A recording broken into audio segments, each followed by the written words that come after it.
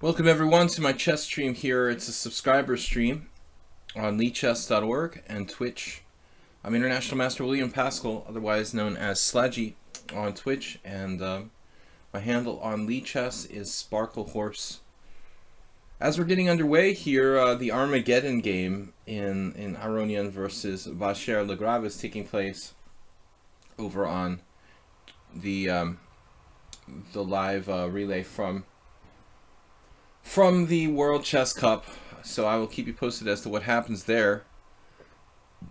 But we've got our own business here, so we're going to be playing Blitz and Classical Chess. Anything between 5+3 and 8+3 against subscribers primarily, and if there's no subscribers in the house, we will play against the other guests and viewers as well. Kaban Browbacks, hi, what's up? We're also going to do some game analysis, so if anybody who's a subscriber, or even non-subscribers, if there's no subscribers left, you're welcome to sort of submit a game and we can go over it. Position, game, whatever you want. I like to do some analysis here during the subscriber stream, so that's what we're up to. Other than that, well, this World Cup thing, I mean, it's kind of sad. Like, I don't even really want to watch because it seems like it's like an abomination of chess that an important tournament should be determined by an Armageddon Blitz game, which is what's going on right now with Aronian, I guess, losing the coin toss or something, and Paschall opting to play black with draw odds. It's a no-brainer, you know, especially in a match where every game has been drawn like all the way till the end. One would safely assume that choosing black with draw odds is a pretty big advantage. So I'm not even sure that that system even makes sense to you know, to me, and I think to most strong players. The side with black and draw odds has a huge advantage. So essentially, you know, in a way, the match is being determined by a coin flip. Just another reason why the whole thing seems rather silly to me. But anyway, let's get started here. I'm going to actually share with you guys something before the stream really gets started. I'd like to submit something to analyze. It's sort of interesting. I had this Blitz game against the guy on lichess in a random tournament, and there was such an interesting position that arose here. I'd like to share it with you guys. But that's not what I meant to do. I meant to grab a game. I played, the game itself here, and go to the analysis board. So this was a random 5-0 tournament I played in, and I was fortunate enough that my opponent offered a draw in a slightly better but probably drawn position here. He has like bishop and knight for rook and pawn, and it looks like a draw. But as you can see, black has, in this case, like 3 minor pieces on the board, which actually work really well as far as like creating mating nets and stuff like that. So we've got a challenge already from Lucky Kentucky. I'm kind of hoping that we're going to get some subscribers here. That's the main point of the stream, but I will accept other challenges as well. So there's this cool ending I wanted to show you guys. Just an amazing position. A little bit earlier in the game here, my opponent missed a very strong continuation, which is almost forced mate. I remember sitting here, yeah, about this point, and thinking, oh man, I'm getting mated, you know, and he didn't see it. He was playing too fast. The guy has 2 minutes left. He played unbelievably strong. And not only strong but super fast, and he had like 2 minutes. I had 30 seconds left, so I played king b3, and I thought, okay, it's over. I'm getting mated with knight d2 check, but it's not mate because he plays knight d2 check. If he plays knight d2 check, I play king a3, and I hallucinated that it's mate in 1, but it's not mate in 1, because if knight to b1 check, I have king back to b3. But he does have an extremely strong move here, and this position is really like an endgame study. It's Lucky Kentucky, what's up, Dobroveche? It's a really fascinating position. It looks like something that like a human problem composer would have made up, but I just thought this was just an amazing and sort of cool position to share with you guys.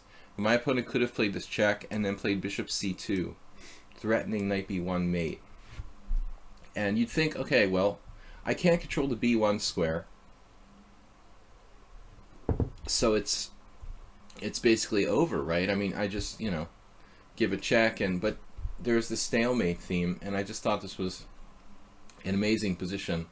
My engine doesn't even see like a forced mate for black here. Maybe we can, yeah, we can force it now. So it's up to mate in 11. It's mate in 11 for black at this position. Rook a8 check.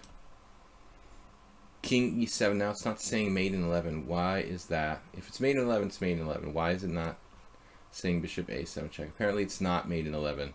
It was just lying to me.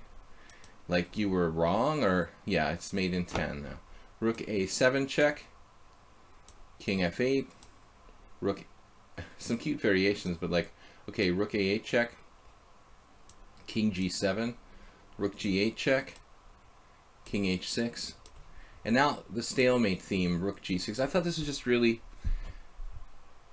a beautiful position, because it's like dual captures. I mean, not just one, but two pieces can capture the rook on g6. I mean, it looks like a composed position, not like something from a real blitz game. So this is, either way he takes on g6, it would be a stalemate. And the most amazing thing about the position is that I can win a piece. You know, I mean, under normal circumstances, this move would save me, but not in this position, because I'm getting mated anyway by knight c4. So, you know, if king h5, rook takes f6, knight c4 mate. I did not see that at first. I'm only, you know, blind or something, but okay. So he just continues to go down the board, you know, and it gets really funny. There's this move. This is just really hilarious. Bishop g4 check. When it would be like forced draw if there was like a pawn on h4. So if we want to make a really cool study, I guess next time when I submit this to the Problem Composers Grandmaster Tournament, I'll just put a pawn on h4 here, and it's a draw. If you put a black pawn on h4, the position is a forced draw. So he goes through h4. Actually, it's not a forced draw. He can take on g6 check. I forgot about this. And then bishop f5 check, winning a piece here, but still losing the war. So I can win a piece back or trade pieces there, essentially, take his bishop on c2. But he's still winning because he's probably winning, I would assume. It's not that easy, actually. Like knight c4 check, king b3. Is this actually lost? Knight d2 check, king a3. Knight f3, bishop d3. Knight d4. And I'm not going to be able to sacrifice for both pawns. So if you feel a bishop and knight checkmate coming on, you're probably right. So anyway, that's possible. I guess my study still wouldn't work, but it's funny. Bishop g4 check, and now king h4. Rook h6 check. If he takes, I guess it's you know, permanent problems. King g3, rook h3 check, king g2, and now finally I run out of like things to do. I have to play something like bishop f3 check, king takes h3, bishop g4 check, king g3, and I can't stop the mate at this point. Dual mates. With the dark square bishop on the board, there's dual mates. Knight mate on b1, knight mate on c4. I just thought this was a really, you know, really amazing position. How to maintain concentration, focus in a longer game. Just practice, exercising, eating well. Twitch Internet Chess. Well, yeah, I mean, I think that it's something that's learned. You know, it's kind of like how to maintain concentration in a, you know, examination or something. I mean, it takes practice. I mean, the more you do it, the easier it is. I mean, obviously these things help, you know, practice, eating well, concentration, sleeping well. I think like getting a good night's sleep at chess tournaments is something that is difficult. For example, if you're playing tournaments where there's like 2 games in a day, bigger open tournaments in the United States, like where there's 2 rounds a day, that can be a real problem. Or if you have to travel a long distance and you have like jet lag or something, yeah, it's hard to concentrate.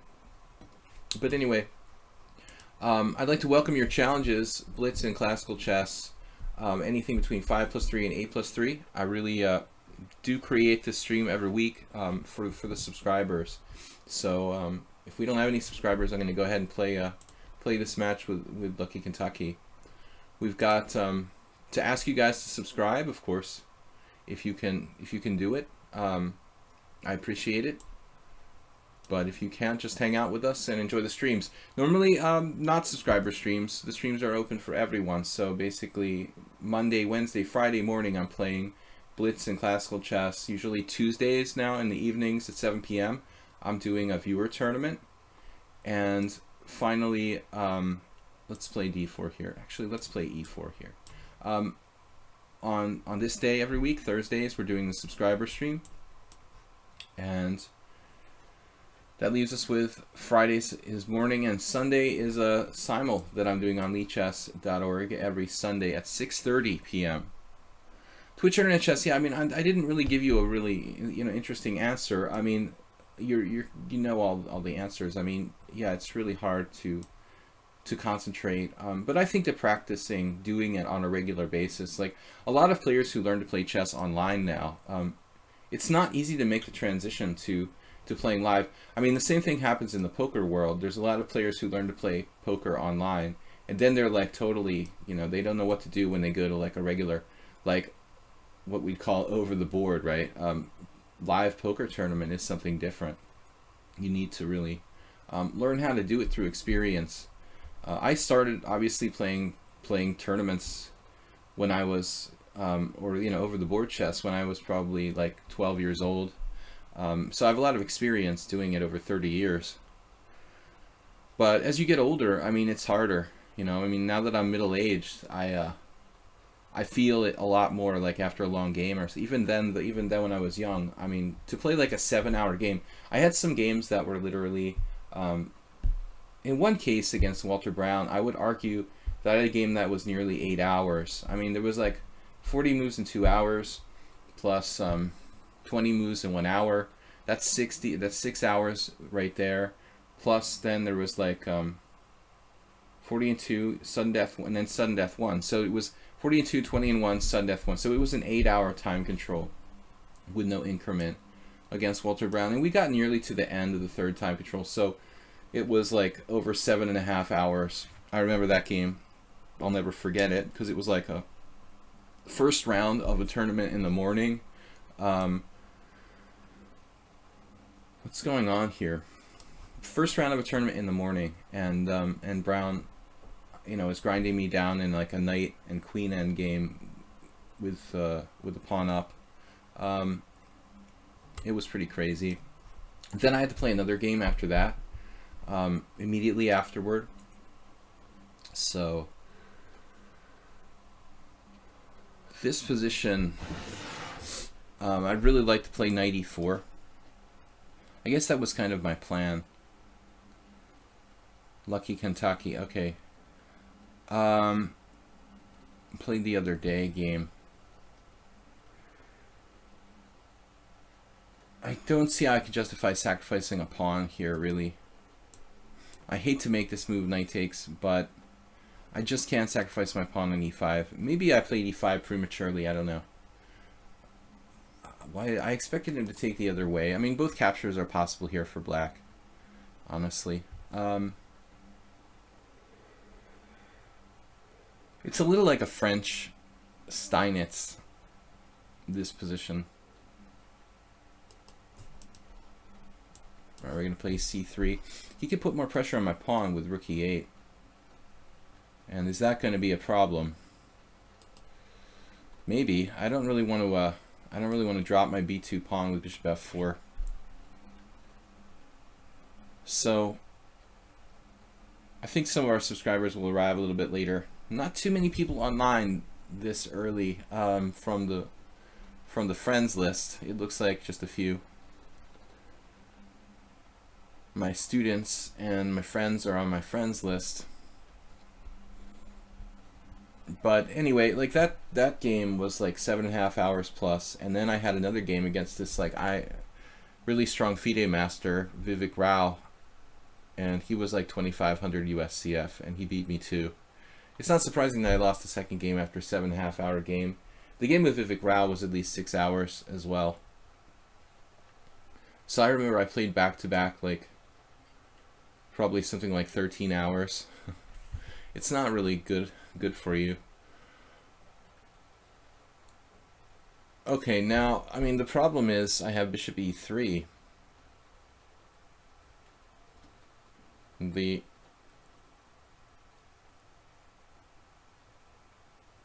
thing is, I don't know how to build on that pin.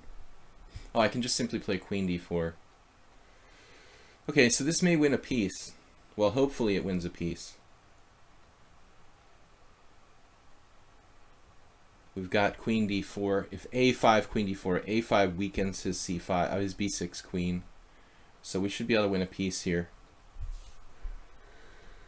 How to maintain concentration? I don't know. Yeah, it's hard. The older you get, the less you know.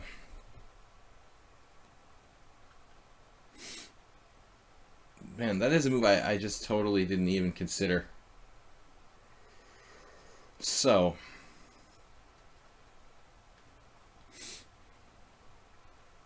well, it's probably like the best practical chance for black to just go a pawn down here. So now bishop takes a5. He doesn't lose a piece immediately. He can't really get out of the pin though. No one would think like I could increase the pressure somehow. Queen b1. Queen c1 or rook.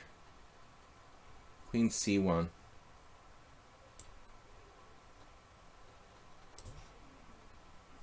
I don't know if this is the best move.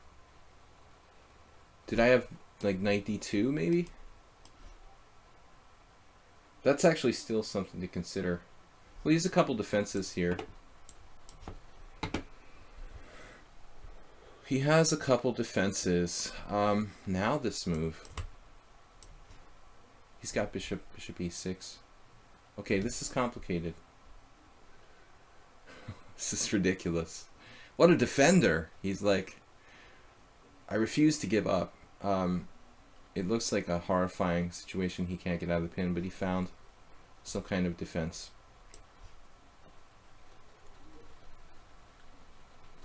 Maybe instead of that, he had yet another possibility. All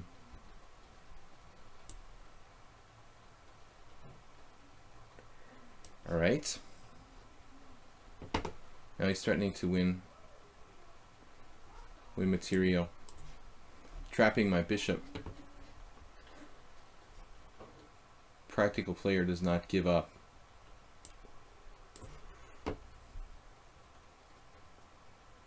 It's 5+3. I'm thinking it's like 5-0 because Tuesday night I did a viewer tournament, so I'm still in like 5-0 mode. Hawaii 5-0. Yeah.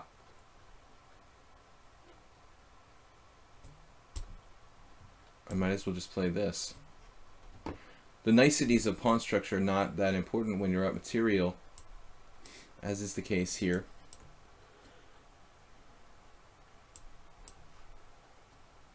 But we've got the increment. G3. Keeping my pawn structure fluid. Okay, everything's protected. Looks good to go. He is a fast player.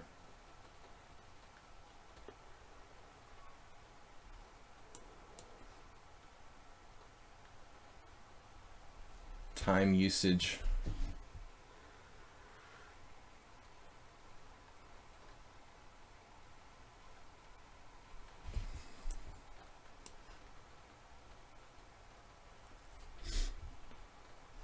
Okay, I think this is dubious at best to allow an exchange of rooks here.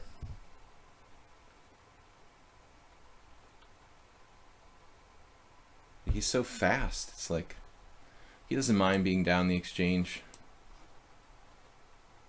Now I actually blundered.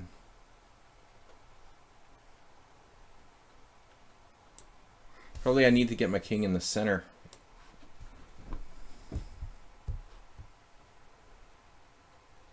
How can you move so fast?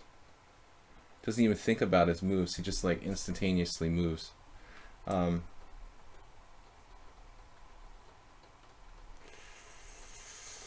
Trapping the knight, sort of pseudo trapping the knight. Need to hold on to the h3 pawn. It's sort of disturbing when your opponent moves so quickly, like they don't even seem to be thinking about the move. I find that to be hard. That's why I blundered. I find it to be kind of disruptive. Anyway, guys, this stream is subscriber stream. We're doing game analysis and blitz and classical chess, but I want to play with subscribers primarily. Just none of them are here. I don't know why. I sent them an email. But everybody might have something to do tonight. We can move the subscriber stream to a different night, perhaps, if this isn't good. There's now a check on f5.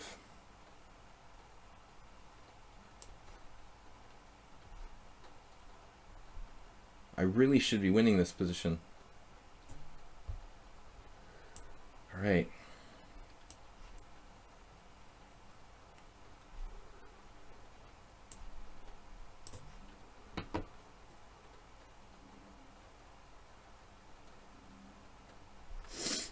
That is an amazing move, dude. Finds so quickly.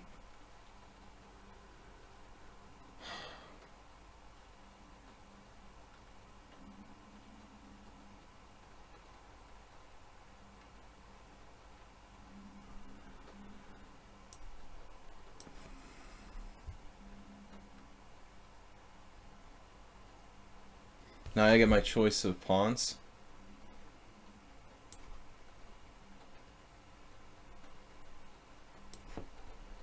He just seems to gain time, this guy. It's a brand new account.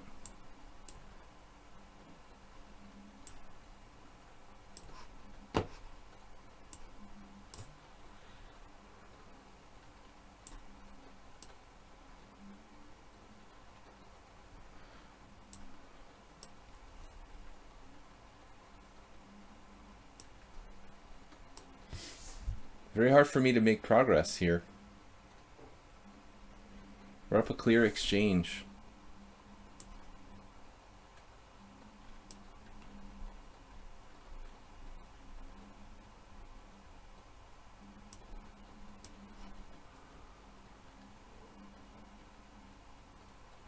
So I can even lose if I'm not careful.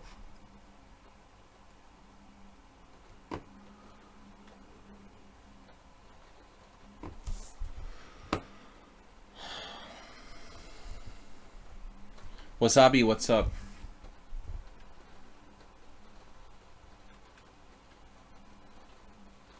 I don't know how someone has a worse position can play faster than someone who has a stronger position. It should be harder for him to find moves than for me, but for some reason it's actually harder for me to find moves than him. I'm like I'm kind of paralyzed here. Let's try to move my king. Maybe this move.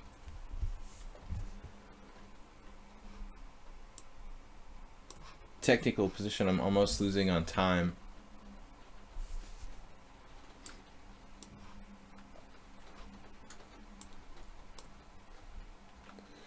To say that this player is a time player would be kind of an understatement.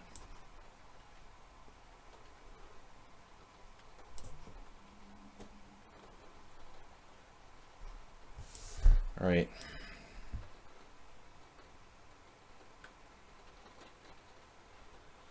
Try to cut off his king.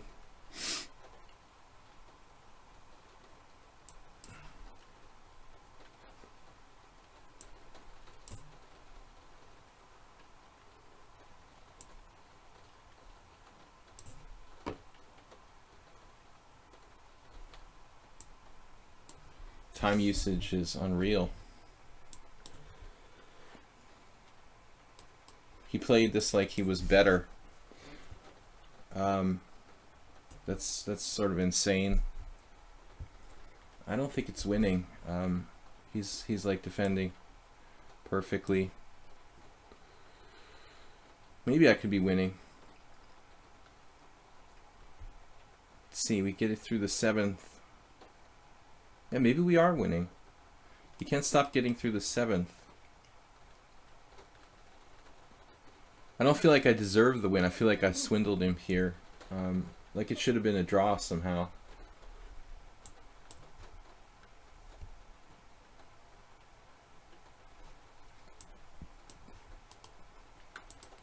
Yeah, the key is that his king is cut off.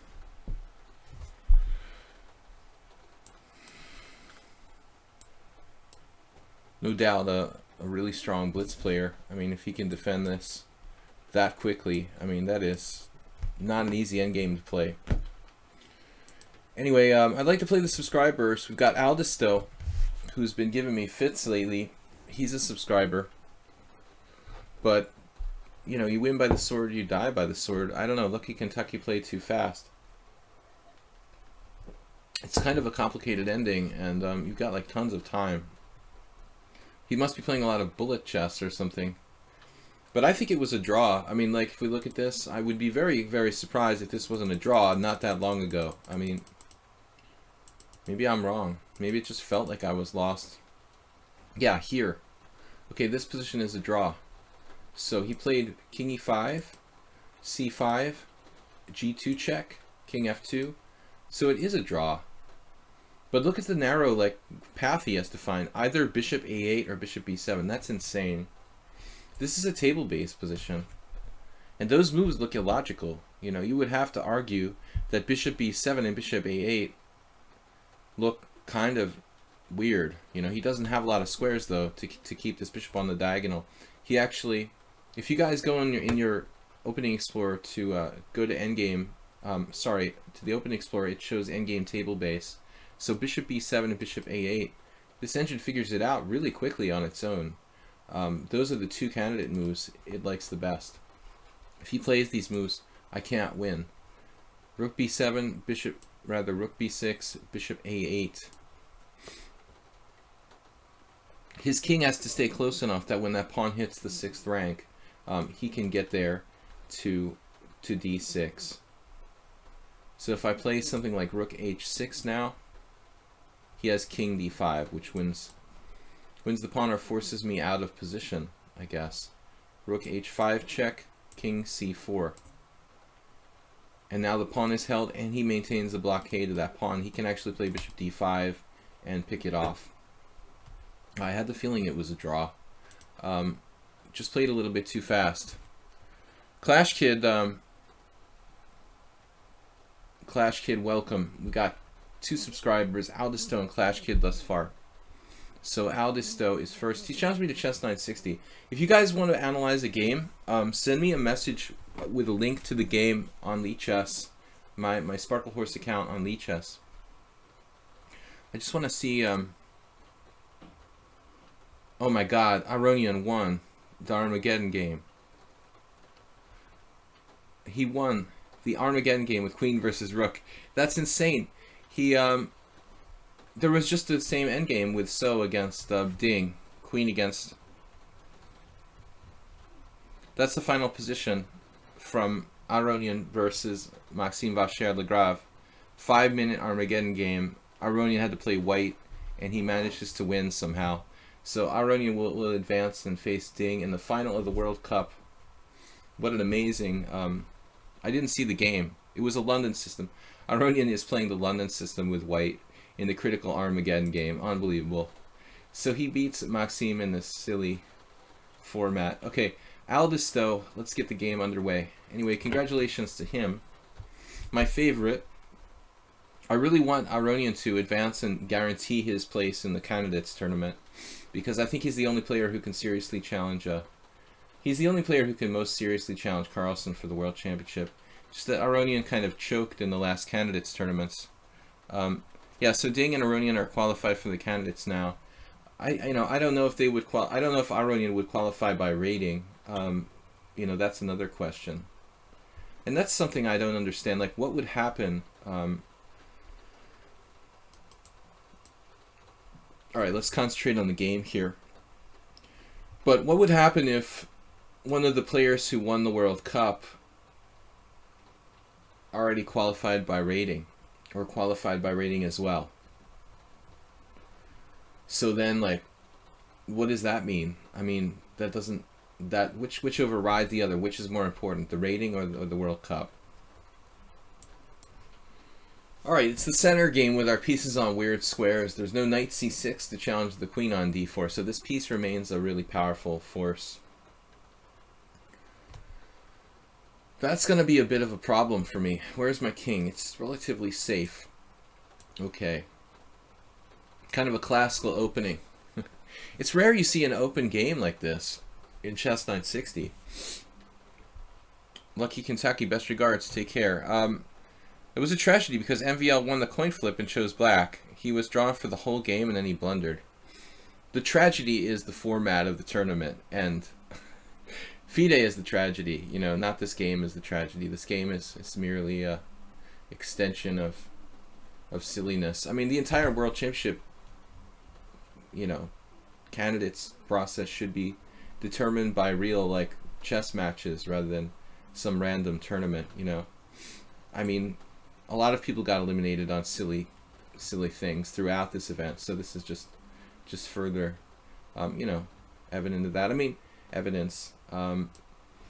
Basically, knockout tournaments are, you know, things that are created for spectator enjoyment, you know, but this shouldn't be related to something serious being at stake, you know. It's not an indication of a player's overall strength. I mean,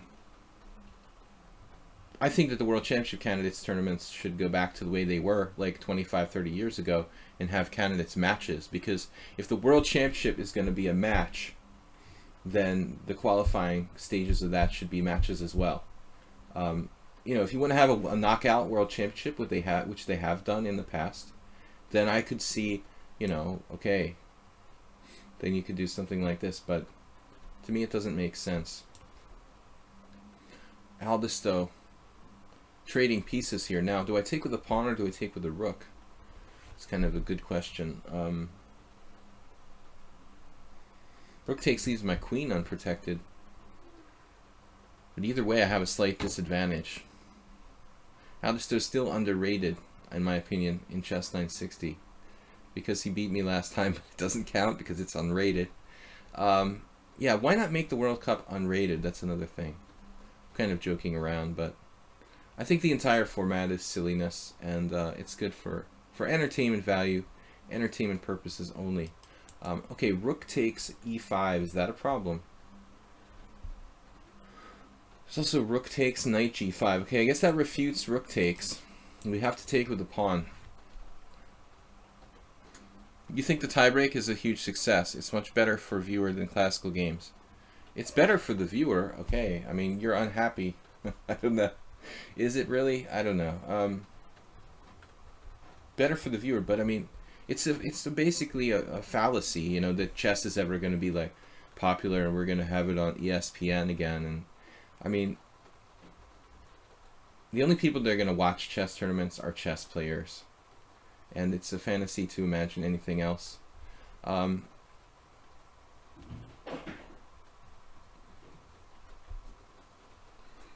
But we can castle pretty soon. Maybe queen d7. Queen d7, queen f6. I've got to shore up my weaknesses.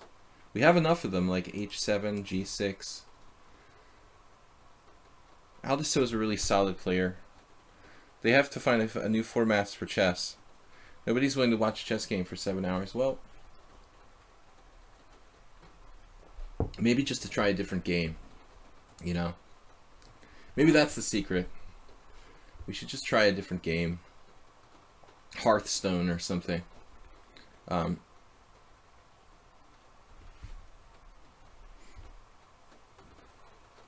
Create a new form of chess. That's the solution. If you don't like classical chess, e5, man. Aldisto is giving me fits. Alright. I can't castle because the a7 pawn hangs. Wonderful. Okay, we'll play d5. At least my pawns are on the right color. I have less space. Got this massive spatial advantage based on e5, but at least my bishop's on the right color with my pawns now. Kind of like a French defense or something. Silly Turtle's like, yeah, Hearthstone. $1 million a year for Carlsen sounds nice. I don't think he has like a salary or something. But I just think the format, the knockout format, is kind of lame. Okay, have faster games, fine, you know, then make it 2-hour games or 1-hour games. But if there's determining of like who's the better player, it should be like a match of like 8 games or something, not, I don't know, 2 games and an Armageddon game. I mean, this is not really statistically relevant, you know. But anyway, I mean, MVL played really well throughout this thing. But they agreed these quick draws and decided to both of them let it lie where it lies, you know, let it fall where it falls. I mean, I think both of them were kind of just gambling that whatever will happen will happen. Neither of them made an effort to win amongst Aronian and MVL. Neither of them made an effort to like even play in the regular games. So they kind of wanted to let it up to chance. They leave it up to chance. Aronian should be a solid favorite against Ding to win the final. No, I'm glad. I mean, he was my favorite throughout, but I wonder what happens if Aronian really already qualified by this tournament. Then I guess somebody will take his place. He won't qualify by rating. Somebody else will qualify by rating instead of Aronian. But anyway, he's had a very very bad time of it in the qualifier tournaments thus far for the World Championships. So I don't know what to expect. Finally get to Castle, and Aldisto has a very bad bishop, strategically blocked by his own pawns. You know, primarily the one at e5. It feels like the Nimzovich defense I was playing the other day. World Loser, what's up? The viewers, yeah, for the viewers, you're right, Clash Kid. It is better. That's why they like you know. But I mean, okay, I mean, is the World Chess Federation making a profit from these viewers? I'm not really sure, you know, with their world chess or whatever it's called. I mean, ESPN would make a profit from a faster broadcast, but I'm not sure that the World Chess Federation is actually profiting, you know, because they're corrupt, and maybe the format is better, but the what do I want to say, like, marketing of chess sucks, basically. You've got a corrupt organization, overtly corrupt one. It's not like FIFA where they try to hide the fact that they're corrupt. Okay, here, Queen F4, can't go there. I've got to go back to G8. Looks a little scary optically, but I think I can deal with it. I didn't want this pawn on D4. I keep thinking that's a rook on F8 that I have there. And now Bishop E7 makes sense, I guess. I'm a little bit worried about this, but he can't play F5 and let me... He could play knight takes E6, queen takes E6, maybe. And my queen is almost trapped. It's sort of perverse. Oh man, knight takes E6 looks like a good move there, Aldisto. I think you missed your golden opportunity. Still, it's not so bad for him, but it's not so bad for me too. I can kind of set up a blockade here. It's such a weird position. I'm having a hard time coming to grips with with things, you know. Maybe bishop e4 if knight c3. a4 is a wacky move.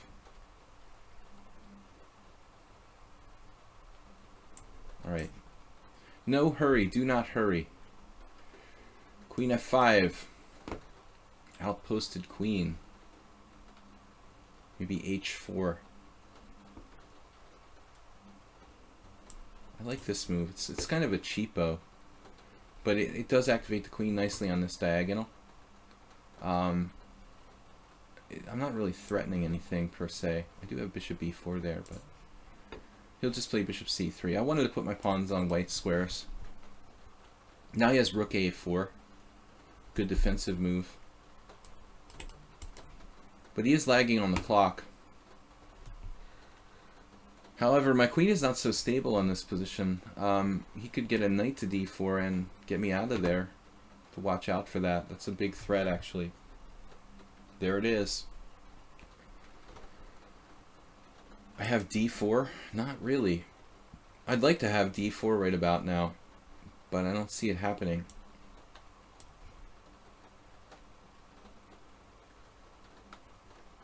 This is going to get weirder before it gets more clear.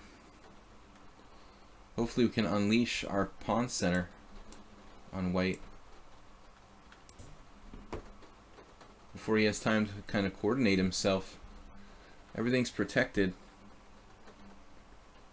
I do have a message. Somebody sent me a game. A Nefedov. I thought it was a game study. If you guys want to analyze a game, please send me a study or a link in the lichess messages. You're wondering why I'm already following this channel, says Sammy. I'm a little bit slow today. Sorry, guys. We were talking about the World Chess Championship and the format, and I think that, like, the World Cup, it's good for entertainment. I don't think the FIDE really profits from it, you know, because their marketing sucks. And, you know, nobody likes, like, World Chess, and it's not like it's on, like, network TV or something. Yes, the format is more exciting for the spectators, but it's not being, you know, it's not really being brought to the spectators. What's this? Rook a4. Whoa. Sorry? You're voluntarily sacking a piece here. Alright. I hope this is takeable.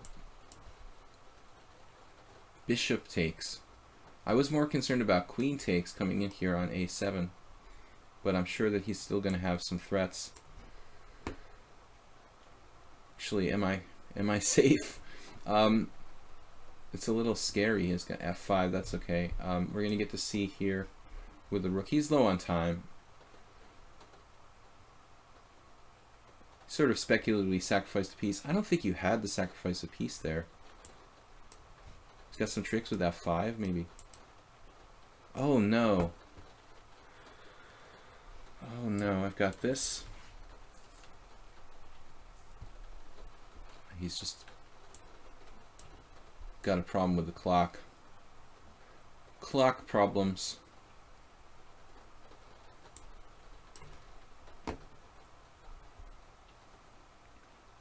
Welcome to my channel, guys. I do the Thursday stream for my subscribers, so we have a few of them in the house.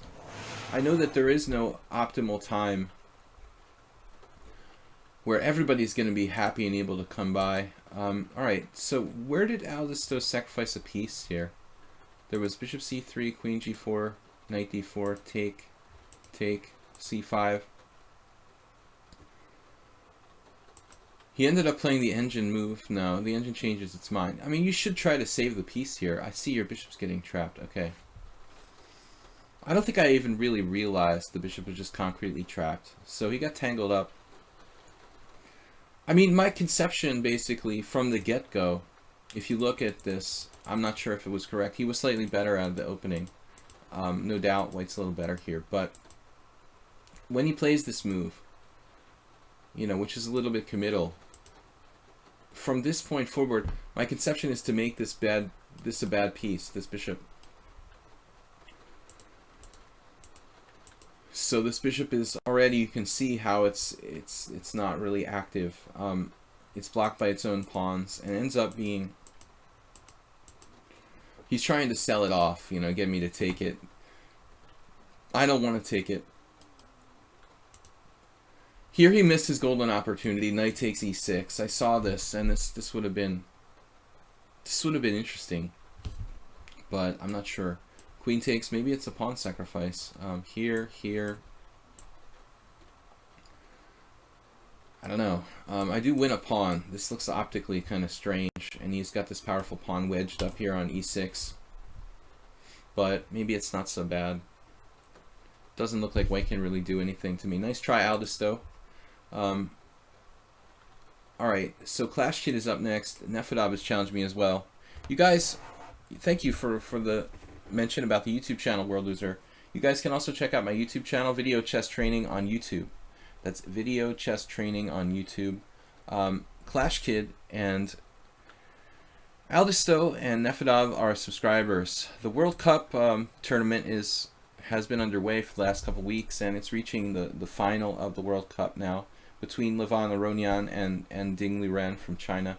And today was like the semifinals. So Aronian wins in an Armageddon game. I thought the game would be a draw, honestly. I really thought that most likely the result would be another draw and MVL would advance. And that almost happened, but apparently MVL blundered and Aronian advances. So crazy.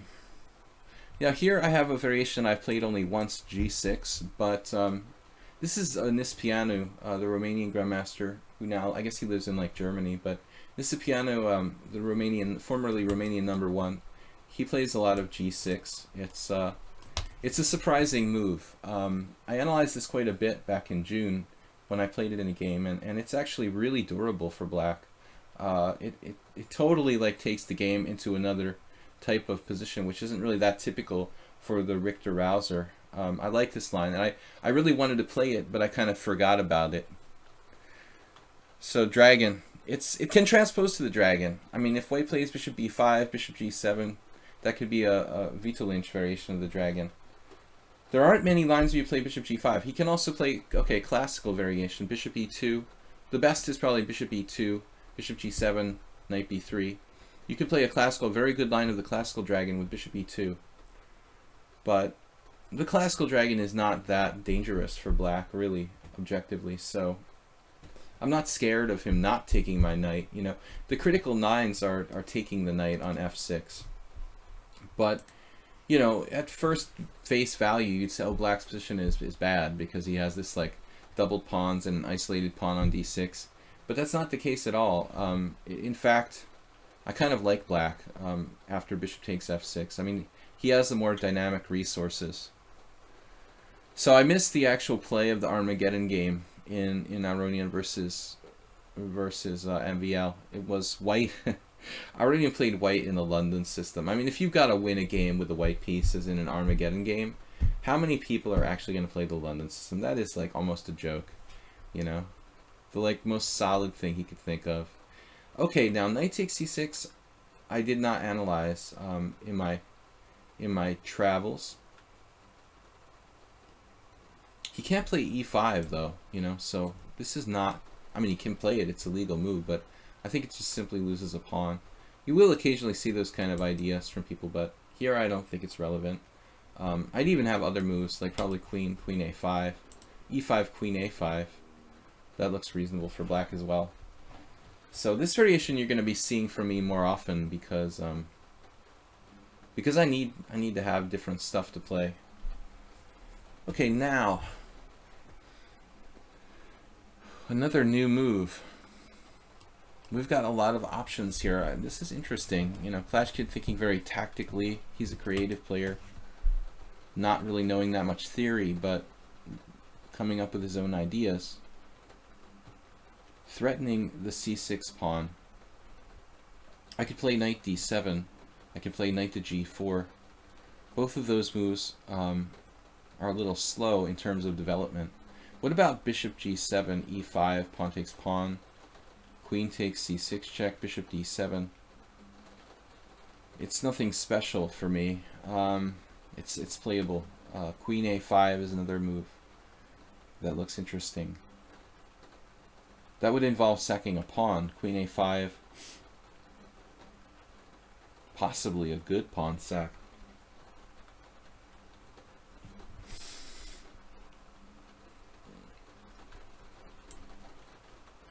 Now, while we're here, let's be creative. I don't know. You're welcome to help yourself to a pawn. We should always have very good compensation. But this is a speculative move. I mean, I have a lot of safer moves I can play. As I said, bishop g7, this is, I'm not sure. e5 takes, queen takes c6 check. It's a little bit, like the pawn on e5 kind of stymies my bishop on the long diagonal. And maybe it's worth considering knight g4 or knight d7 just to overprotect e5 and open the diagonal for my bishop on the long diagonal. Probably in a tournament game, I would very seriously consider playing knight to d7 here, because it's safer than knight g4 and sidesteps the double pawns, controls e5. He's taking, so, you know, to be perfectly honest, I would think like I could even play like queen e5 and allow a trade of queens and have some compensation, but I'm probably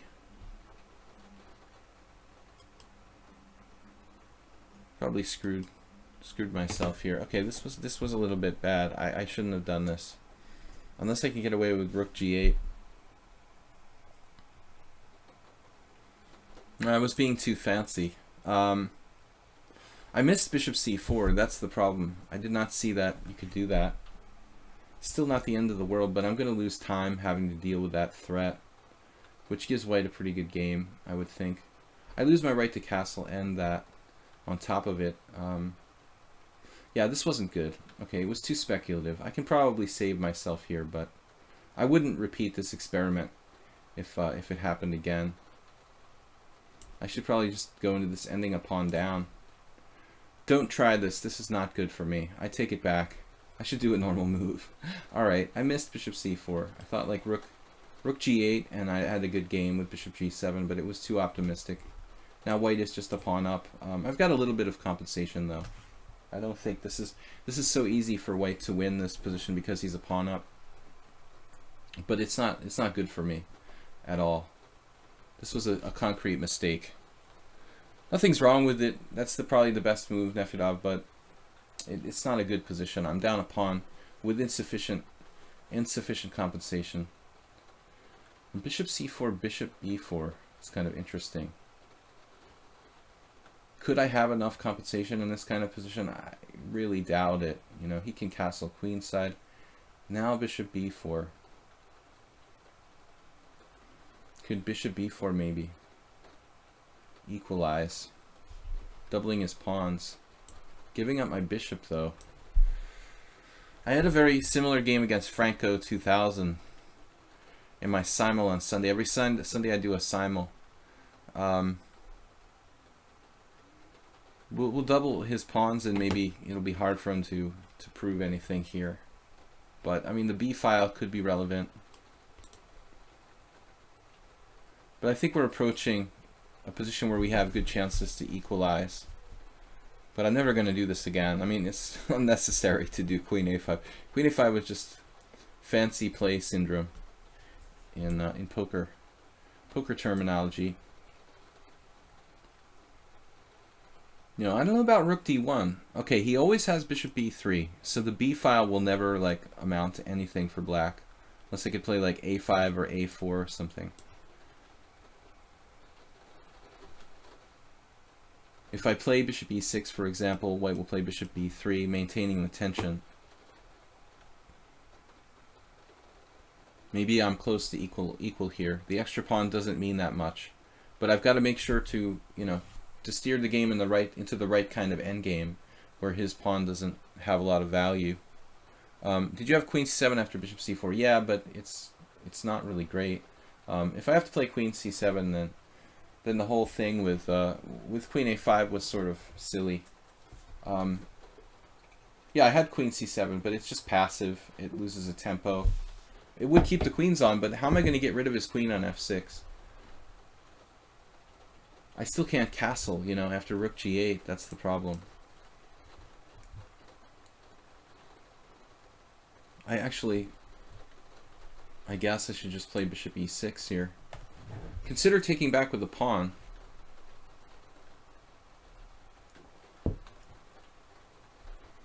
Objectively, bishop takes, king takes, rook d3, something like that. I'm a little disturbed by that. Maybe I better be careful here.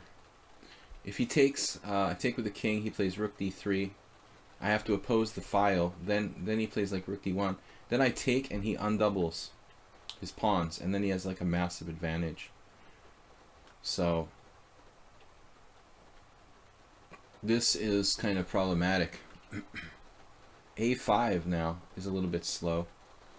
Rook d8, c5, bishop d5, better for white.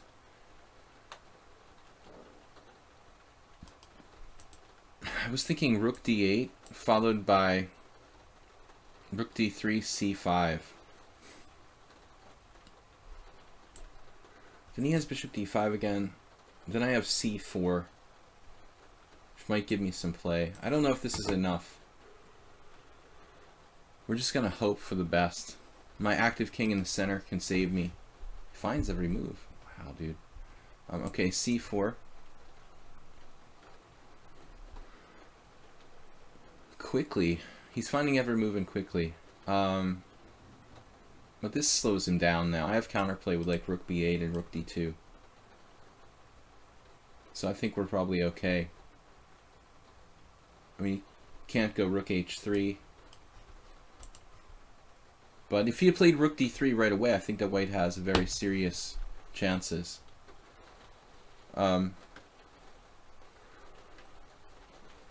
Nuggets. You can also refer to pawns as nuggets.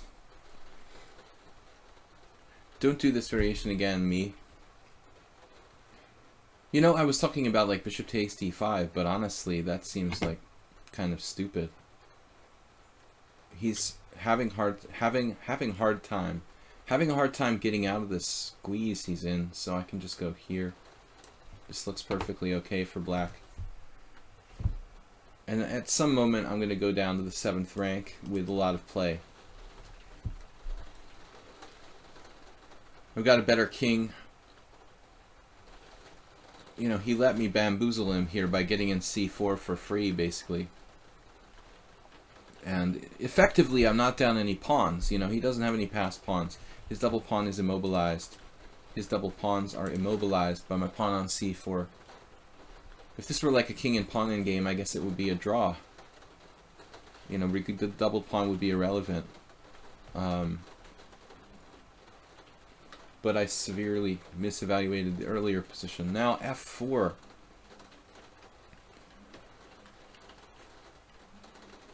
This is an extremely sharp move, and possibly dangerous for me. Maybe rook b2?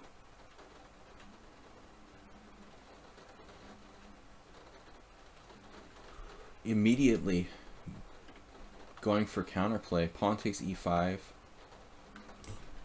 I need play. I don't think I even have time to take on f4. I mean, it seems better to, you know, give him another double pawn. Have another double pawn. Have a million, you know. Better to get my rook active and start marauding and taking things on the 7th rank. He doesn't have f5. Bishop takes e6, rook takes d1, rook takes d1, pawn takes e6. With a complicated rook endgame, but I mean, I'm probably not worse. I mean, his pawn on e5 could be dangerous. The first thing that comes to your mind is to take on f4. But I was a little bit concerned about him barreling through the f-file.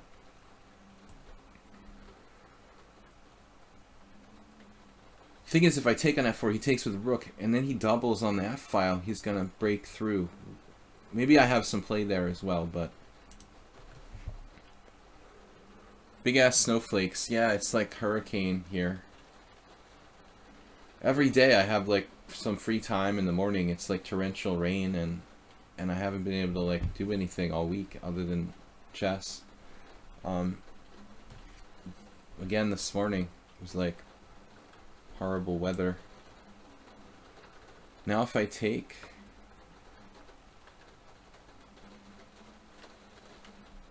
It seems logical to take on f4 now. Position is getting pretty sharp. But I don't think that white is better anymore.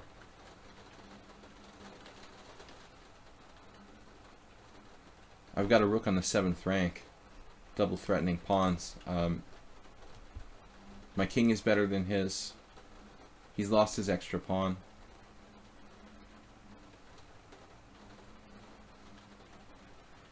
I don't know if I'm winning, but I'm not losing. Yeah, this is, I guess, the best try. I could even sack the exchange here. Kind of like someone else we saw in the first round of our blitz session. Lucky Kentucky. We could have like that ending with the opponent's side of the board.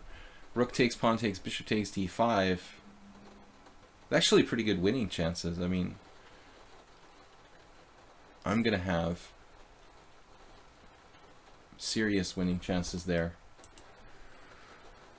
Otherwise, if I take, check, king, you know, he's got all this scary stuff. All right, let's do it, man. Sold.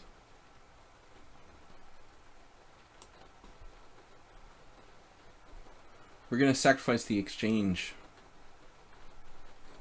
Play for a win. Got 2 pawns for the exchange and a monster bishop. Black is better. Okay, the engine is now... It's like putting something on a scale. It says it's equal. It says you're equal. Well, you're equal anyway if I don't go for this, so I don't think I made a mistake. Well, the computer disagrees. It says rook takes c3 is winning for me. Wow. Rook takes c3, bishop takes e6, king takes e6. My king's getting checked all over the place. That's amazing. And king d6 is winning. I'm not sure. This is a little hard to believe that white doesn't have enough play here. Are you sure, Stockfish?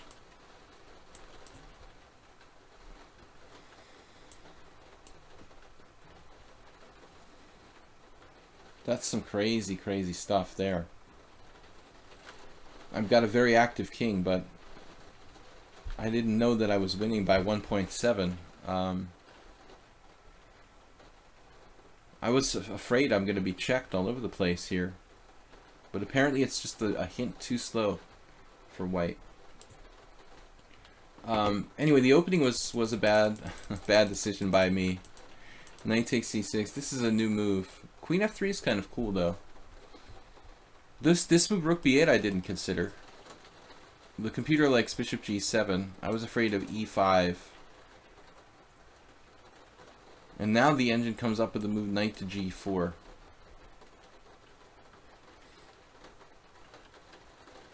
Wow, craziness. Queen takes e, bishop d7. Everything is smooth and orderly. It makes sense though. I don't have to let my pawn to block my bishop on g7. I didn't want to do this. Pawn takes e5. I don't really like this position. I mean, it's not easy to get counterplay when your bishop on g7 is blocked by the pawn on e5. So I thought about this immediately. Actually, it's not a bad move. It just feels a little bit slow. I should go bishop g7. I just didn't see bishop g7, e5, knight here, knight g4. It hinges on this probably. Pawn takes, queen takes with equal chances. It's kind of an interesting position. But what I did is not good. Queen a5. I think this is too extreme. This is too extreme, man. Okay, I can't do this. This is not good. Crazy idea. Queen e5 and bishop c4.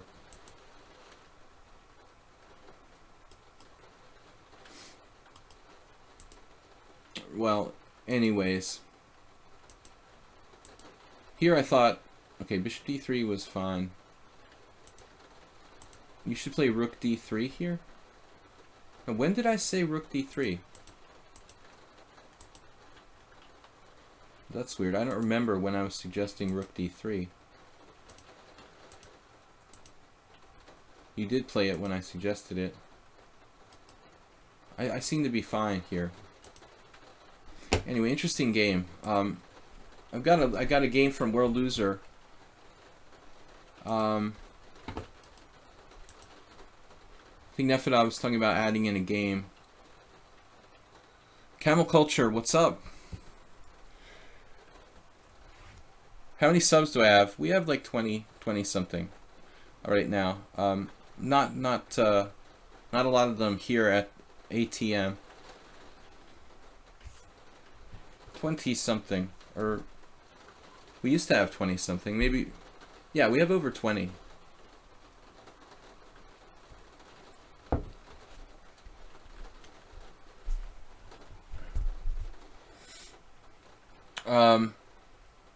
Protagon, welcome.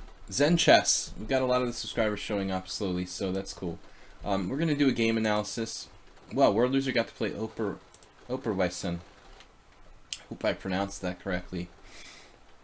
My German and Dutch are really professional.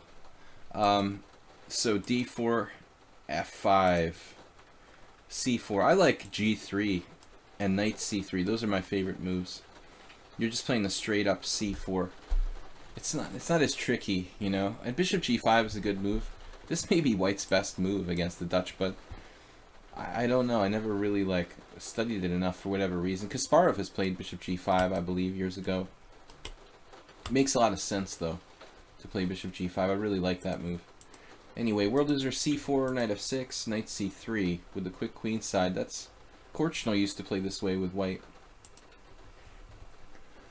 Yeah, now H4, dude, is supposed to just light him up.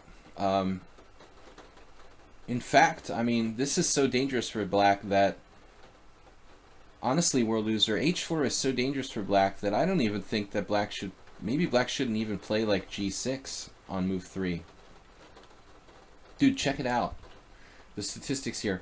187 games, 55% for White. I mean, this move basically is a killer. You know, I don't know, man. Black has to be very, very careful. This is coming like no matter what. And when you analyze with Stockfish, I mean, it's like frightening for Black. I think that G6 may be just a bad move order. Maybe Black should play D6 on move 3. You know, and just kind of, let's just be careful, you know. Depending on what White does next, we'll decide if we want to play G6 or not. You know, you'll have to talk to Simon. Well, Simon Williams doesn't play the Leningrad, but talk to a Dutch expert about this, because I think, is that Bob? Is Bob here? Bob, long time no see. That's why nobody plays the Dutch. Well, I mean, you've got to play the specific move order for White with Knight C3, and well, I don't think it's so bad. Again, if Black plays D6, but Operweisen plays G6, and this is the position where, like, if they do anything automatic, it's like H5, and you just die. It's like game over. Knight takes H5, E4. A very, very strong attack for White here. I wouldn't want to touch this with a 10-foot pole for Black. So next time you can try that, World Loser. I think it looks really strong. Anyway, I never really used this move order for White, so I've only seen it in passing. Thinking about playing the Dutch occasionally for Black, this is one of many things that sort of freaked me out. So you play F3. This is another move, but it's a lot. Speaking of Korchnoi, as I said, he does play Knight C3. He did play Knight C3 a lot. F3, you know, it kind of feels like a King's Indian almost after that. It's weird. It's going to be a King's Indian. Okay, F3, it's a little slow in a sense. You know, you are blocking the knight from coming to F3. But it's no doubt interesting. So the Korchnoi variation.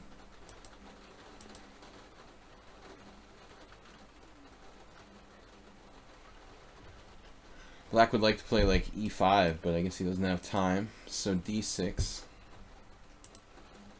Korchnoi against Alexander Onishuk from 1997. Korch was still, that was 20 years ago. I wasn't even an international master yet when that game took place. It's basically the King's Indian, but there's no pawns on F7 and F2. That's really weird. So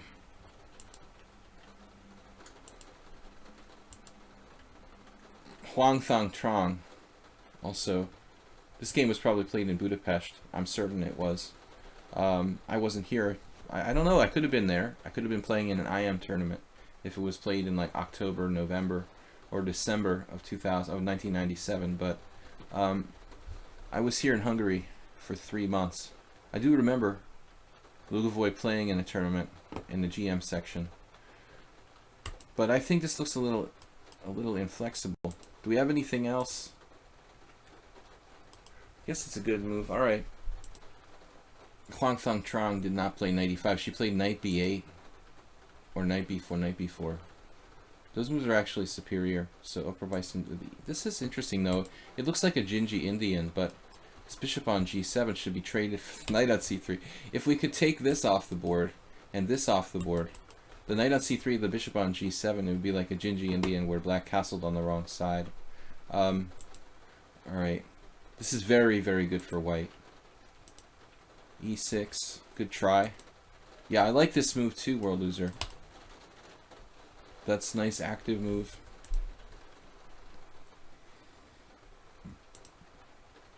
So black just completely commits Hirikiri. This move looks logical. Queen d6, which the dude played there. He's got to fight for the dark squares, you know, particularly.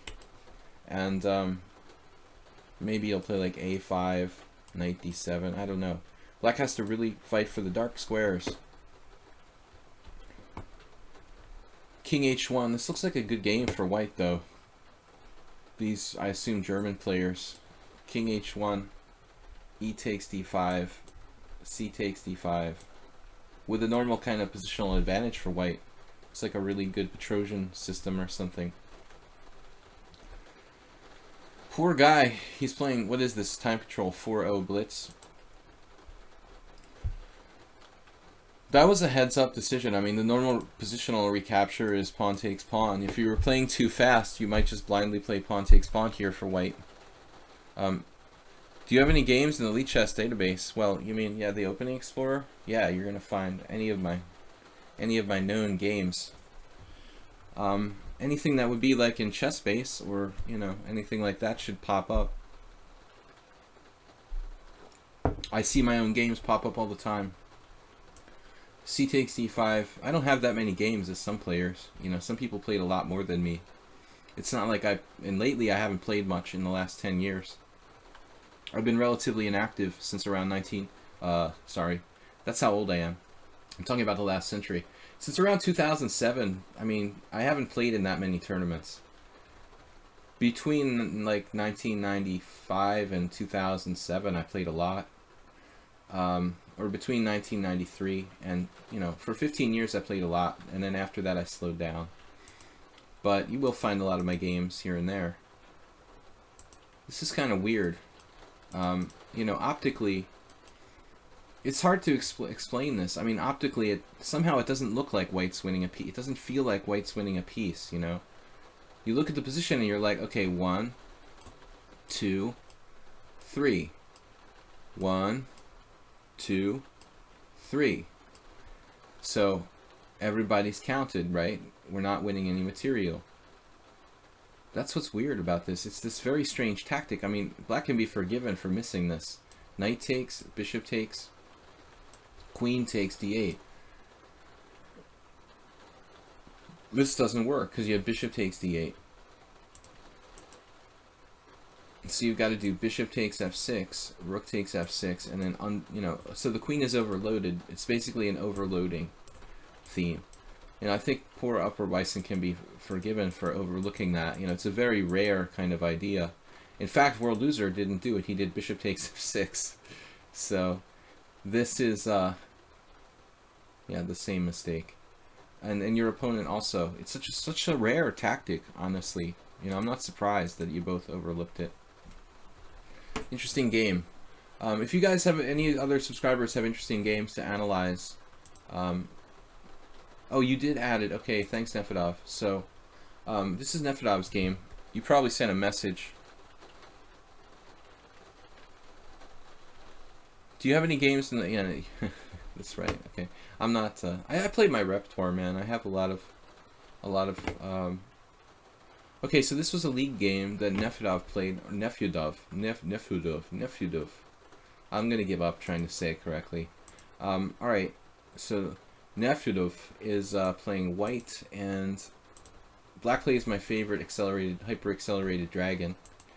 Pawn takes pawn, queen takes d4. I do have a video. I made like 2 short videos in my channel, Video Chess Training, about this line. You know, they're not comprehensive by any means, but I did start introducing some ideas with lines based on knight c3. But Nefudov plays e5, which is also... actually, I did talk about this line, in fact. Okay. I guess I might have done both. I did a video on knight c3 and a video on e5. But e5, nothing's comprehensive, but just some ideas and some interesting concepts I found. The 3 possibilities there for white are e5, knight c3, and bishop e5. Dmitry Schneider tried to play the bishop g5 against me, but that's kind of a weird move. I guess you could play queen a4. Probably it has some transpositional value. I don't know. Is it possible for black to play bishop g7? Oh, wait, never mind. Yeah, so Nefedov played this classic mistake. I don't know how many people dropped this pawn against me in online blitz games, probably in the dozens. Move 11 said, what? I get the queen takes d4 with knight c3 on move 2 instead of knight f3. Yes, okay. There's another thing that can happen too. I mean, right, another interesting thing that can happen is that you can play out of like a closed Sicilian, e4, c5, knight c3. Sometimes people play the white side of the closed Sicilian, and if you try g6 for black, this is actually like a parallel universe variation. It's also interesting, but it's different. It's like the same idea but different. And strangely, black won all these games here, but it should be fine for white, obviously. So in the parallel universe, Nefudov just didn't know the theory and dropped the pawn. Now, he experienced what I probably experienced, which was you're supposed to play queen a4, okay? And then after knight to d5, white has a choice. Years ago, I was working on this with Roman Chingiashvili, and we decided, you know, queen e4 is the key move, and but one day Roman was like, oh, Bill, I found interesting move, you know, queen b3 is maybe interesting for white. And so it turns out, you know, this is 20 years ago, but it turns out that I think these moves are equally dangerous, queen b3 and queen e4. And I lost to this Mongolian girl in a rapid tournament a couple of years ago with queen b3 when I was black. And black has all these different moves. You can play knight c7, you can play e6, you can play knight b6. Against her, I think I played knight b6. It's a rare move. Knight c7 is the safest.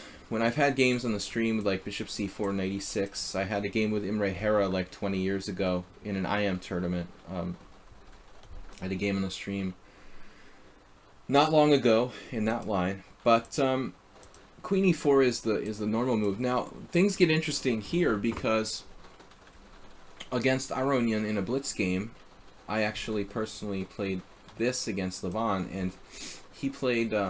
Well, the first thing that surprised me was that Aronian would go into this line with white, you know, because we thought, oh, this isn't so good for white, but it's actually not so bad. I think if you play like a3, I think a3, d5, queen e2, it's actually playable for white. It's not so bad. Why am I have more than one board open here? Okay. So anyway, I lost to Aronian in the blitz game in question, not because of the opening, but we had something like c3, d5, queen e2, knight a6, and the books all said that this is bad for white, but I'm not that convinced it's so bad. I lost to Levon in this position. I don't remember what happened after that, but okay, it's supposed to be fine for black. It probably is. It is okay. know if he did b4 or what happened. But I think that it's probably better to go like knight b6 in this position, or knight c7. I mean, these moves are a little more stable. This is probably the riskiest, like knight c7. I played both sides of this position. Actually, I played a game with white against Boros Danish. Okay, anyway, so Nefedov didn't know the theory. He plays queen h4. But what's interesting to note about this, look at the results. How many games, like grandmasters or decent players, Starua, when he was, I guess, younger, blundered in this. Viktor Ayanov, who I know this guy, he's like a Ukrainian, I am. Lothar Vogt. There's a bunch of good players, and like only one of them lost. It's interesting, like even after you drop the pawn here, white has a fair amount of compensation. I had this theme like over and over again in my blitz games. I was like, damn, I'm up a pawn, and like I feel like I'm in trouble, or I have to be really careful. So the basic premise is that white's development is decent, and even though he's dropped a pawn, white has this kind of pressure along these frontal lines. The frontal pressure on black's position, I had a lot of draws. There were many times when I couldn't, you know, I could just manage to get half a point with black here, Nefedov. So, in blitz games at least. I mean, obviously I've never played this position in a tournament game, but I'm not surprised if you didn't lose, because it does seem like white has some concrete compensation. I don't know. I tried an accent. Yeah, that was my... It was my Roman Gigi-Ashvili accent. But it wasn't... I'm not great with like accents and voices and stuff. So, yeah, he sounds something like that. He has a very kind of deep voice. Bishop e3. You're supposed to play bishop e2. Supposed to play, I mean. But that's typically what would happen. Like, they would castle kingside. I think that this is important because if you think about it logically, maybe bishop e2 will allow you to put the rooks on these files, you know, later on. But you've got like two GMs who blundered this position with white, so you don't have to feel bad. You're in good company, Nefedov. Black got out of control here with knight to d5. I mean, you don't have the right to play knight d5. You're swiping a pawn. You're behind in development, and black has gone knight d5 here. It just doesn't make sense. Black needs to catch up in development. So there was one game with bishop g7. Okay. You didn't find the tactic with queen d4. That's pretty sick. Winning material by force. Just punishment for black's optimism. I mean, there's nothing else to call this but sheer optimism by black. I mean, white has 3 pieces developed, black has just 2 developed, white's ready to castle, and black's moving the same piece twice. Not a good idea. Okay, you played knight takes d5, queen takes d5, bishop c4, which is the big question, you know, can you sack another pawn here on g2? I mean, that's one question anyway. I was a little concerned about that, grabbing the second pawn on g2. I don't know, can black try this? Is this crazy? Is it losing by force? Shouldn't be losing by force. Now you're 2 pawns down, and you have some pressure.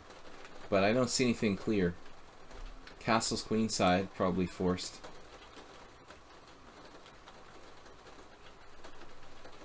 And Nefedov said, oh, this actually happened in the game. Okay. I didn't realize this was the actual game. It's hard to believe that black is safe to be greedy in this position. I agree, but I mean, I'm not surprised, you know? There's just not that many pieces on the board.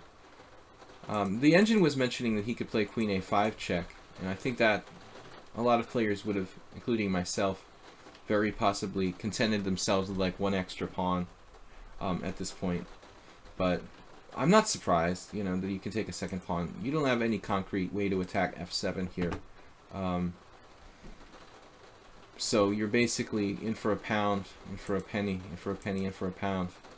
h5, which looks like dangerous, But, you know, I wouldn't want to play black here. I mean, this is not fun. You've got to play perfect moves not to lose, probably. With h5, it looks like he's trying to play bishop h6 and trade a piece off. You know, trading pieces is the right thing to do in general, but...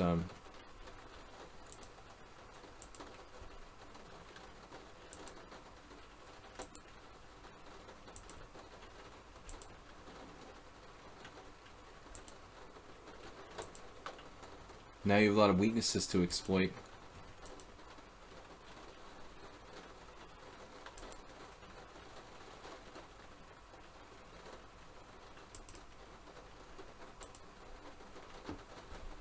Simply retreating. I understand the fear here. You're know, facing bishop e7, and maybe black's going to consolidate.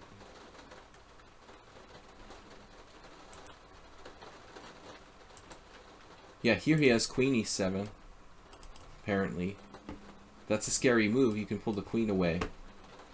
Maybe the best. The engine actually suggests queen e7, queen f4, f6. Trying to... does that make sense? Queen e7, queen f4, f6? With like rook f7. That's a really perverse trick. This is beautiful. Bishop takes f6, rook f7. Which probably hangs on for black. Trading pieces is the key here. So, I don't know if you can play like rook f3 or something. Man, that's crazy. It would take a really creative player to find that, though.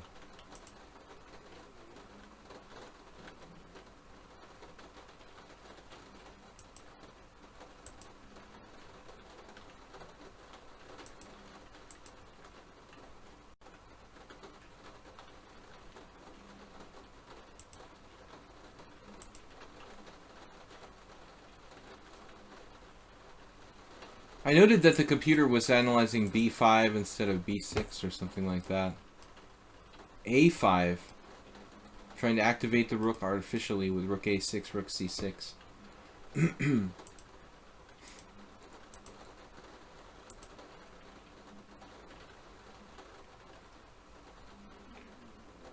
Wow. What?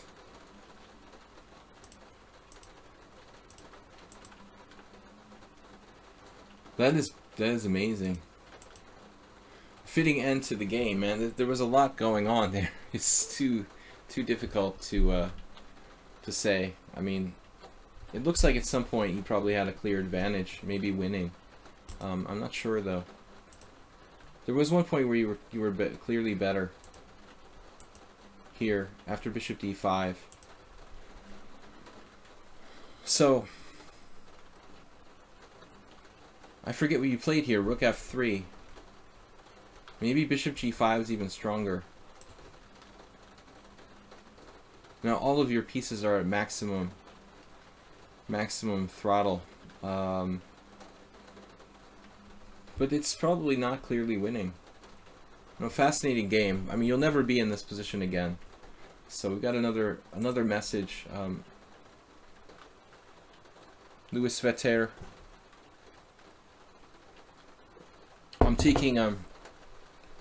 I'm taking game studies from subscribers. We're gonna play Zen chess and Nefedov next. We just went over Nefedov's game, so we'll give Zen chess a turn. Then go over Nefedov's go to Nefedov's challenge. I don't know what to say, Nefedov. We don't have enough time to really analyze that game in the depth that it deserves. You know, the miniature like World Loser played against Operason is a little more, you know, time appropriate. I mean, this game you played we could analyze for an hour, honestly. But you know, I'm not surprised. You got really good compensation, and the black can even lose. I've experienced that in blitz games myself. So welcome to my subscribers, guys. We're gonna be streaming for another hour. But okay, he has compensation, but you know the thing about it that makes it difficult is that there are a lot of pieces exchanged off the board. There is also no knights on the board, which makes the position kind of weird. Okay, so Zen chess played this. We'll play a hedgehog or a Queen's Indian maybe. if I did play d4 now, I'm thinking about the move order. You know, if I were to play d4, and black were to play c5, you would kind of get the better of me there. So I think I have to play like c4, bishop g2. d4 is c5.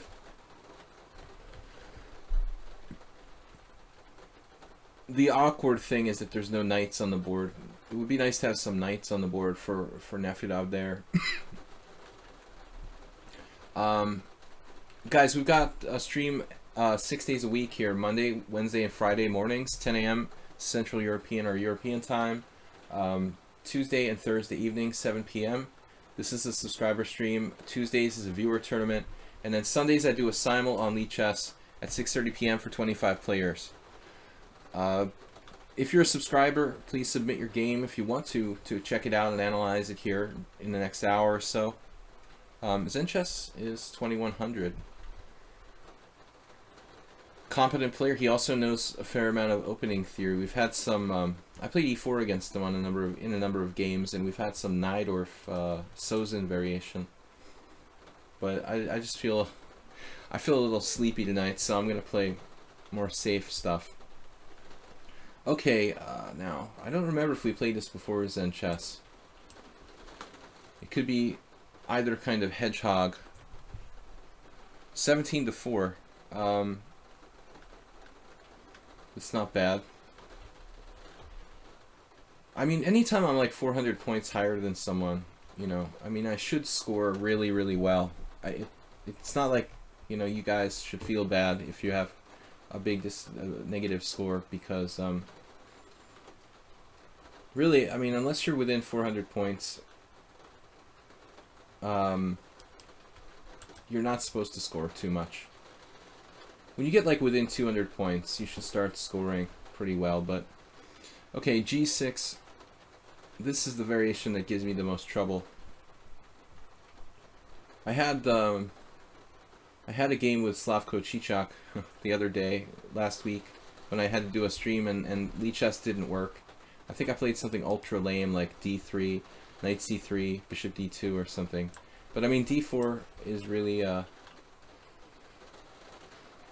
d4 is the best move theoretically for white, but I don't really know the theory very well. I never played it for black, and I played the normal hedgehog for black with e6 many games.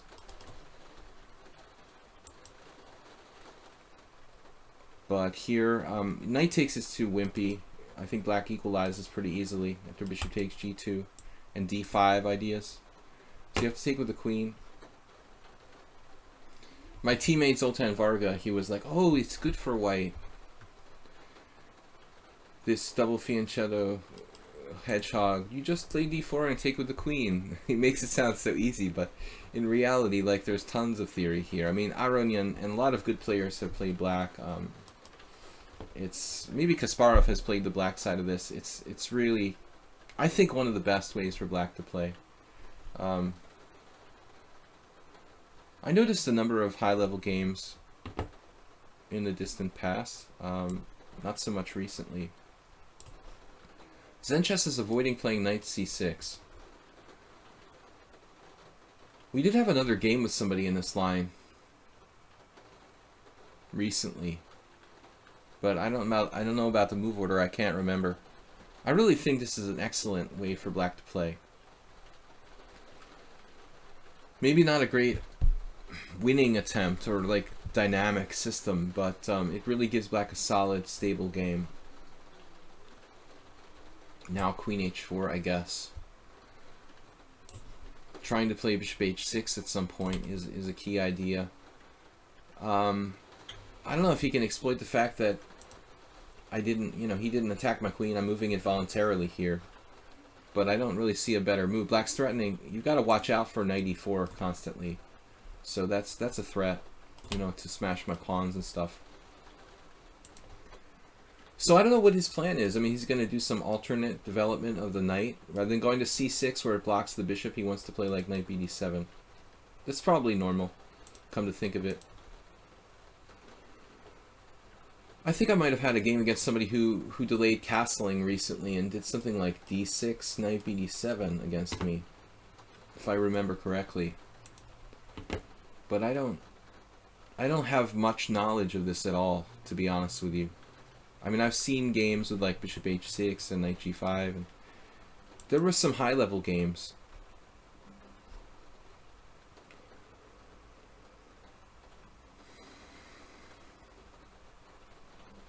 White also needs to develop his pieces. Rook, where do I put my rooks? Like d1 or c1 and d1? Look like the normal squares. White should set up the rooks. You know, now, typically you see a lot of people do stuff like rook e8 in such positions, but I think it's overrated. You know, I mean, maybe that's a useful move, but I'm not that concerned about like bishop takes g7, because if bishop takes g7, king takes g7, you can play h6 and then make sure that a knight never gets into g5. When I play bishop takes g7, you know, you immediately got h6 trapping my queen ideas. It's pretty complicated.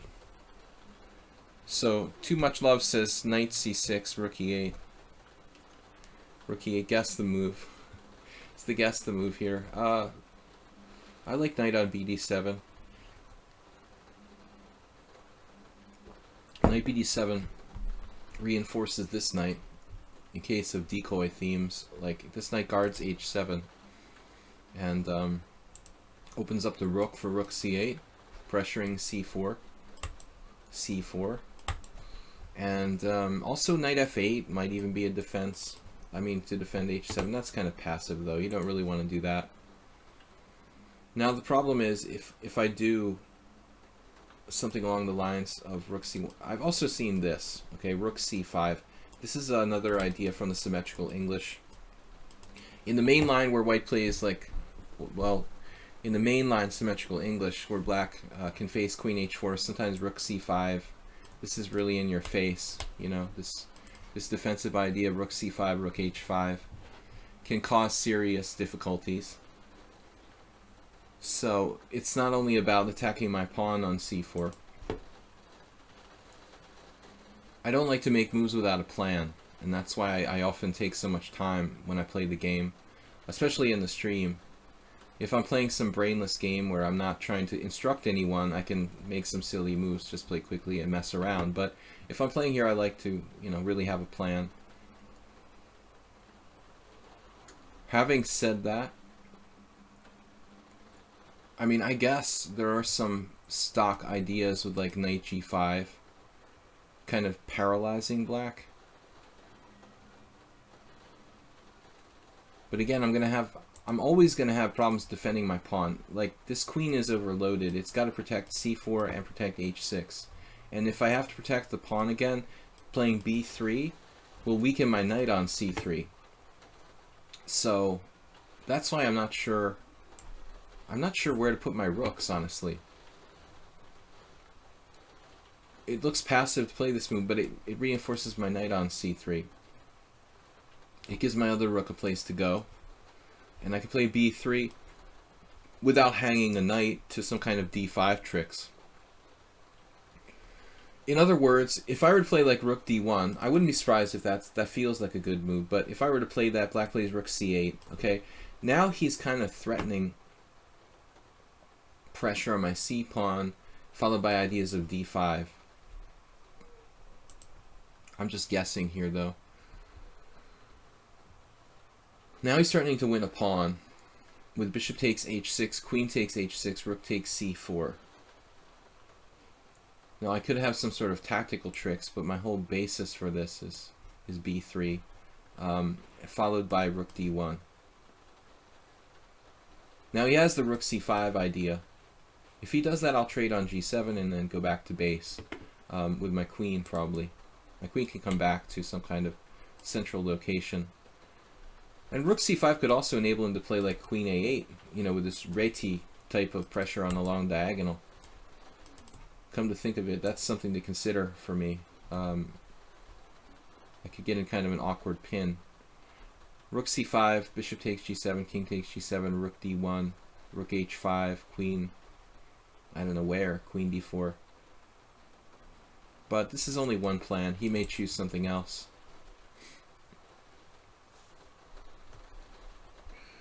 Rook a d1. Too much love. I agree that's more natural.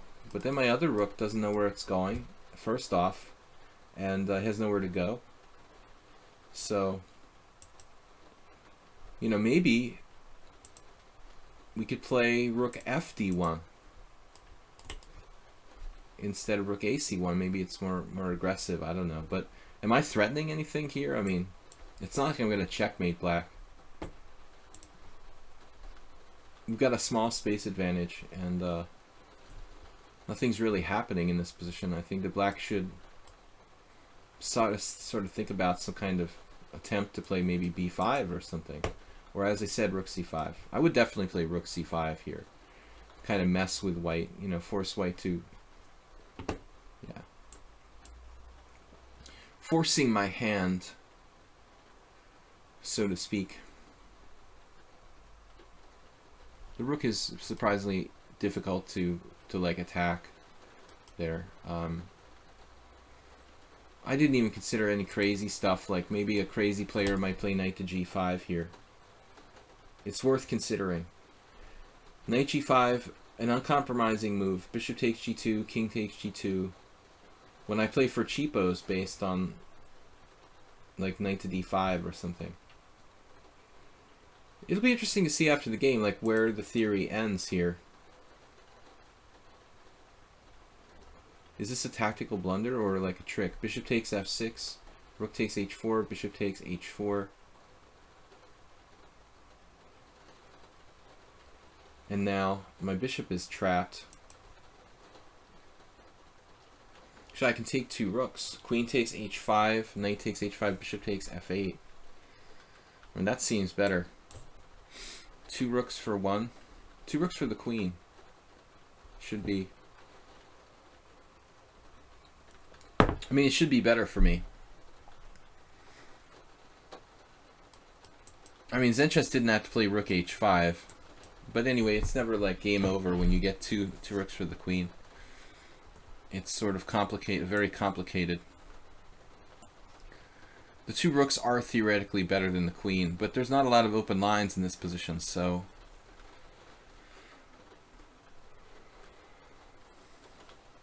I would like open lines. Knight d5.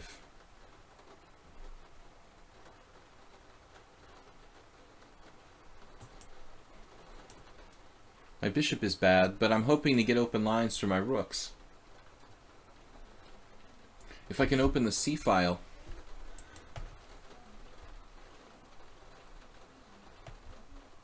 if I could open the c-file, it would be good for me.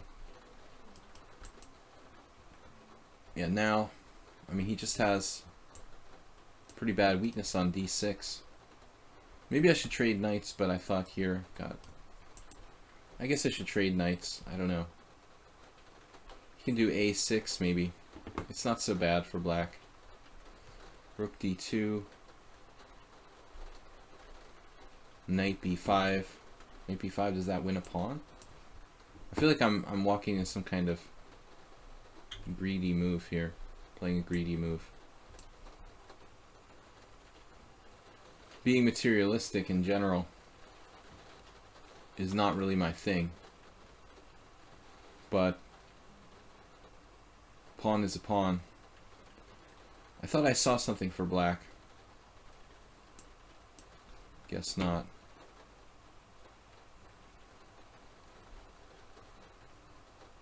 Well, now just go home.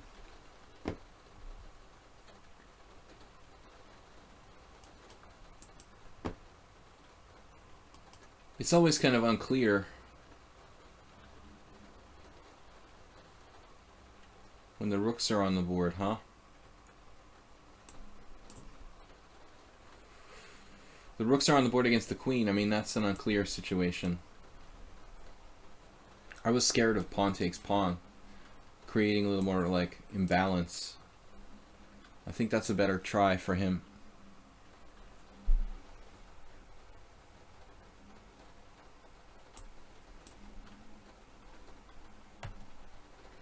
Okay, I don't have any weaknesses, but I think pawn takes pawn with some threats of e3 would have been the most disruptive.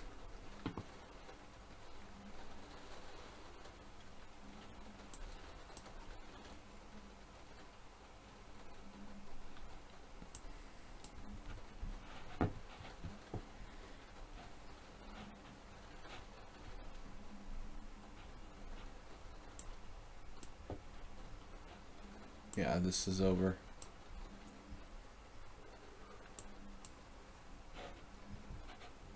So, I'm curious where we were in theory and where we left theory in this game. Let's see. Caruana, so... Okay, so you see there's a lot of games 2014, 2015. Nothing 2016, nothing 2017. It was trendy for a little while. Queen h4 is main move. d6 is main move. Bishop h6 is main move. Knight on bd7 is main move. And check it out, guys. Without knowing the theory, I got the right move. I played rook a c1. I mean, it's totally unclear which is the best move. Rook a d1, I talked about that. And surprisingly, only 9 games with the suggested rook a d1. So I think rook fd1 is interesting.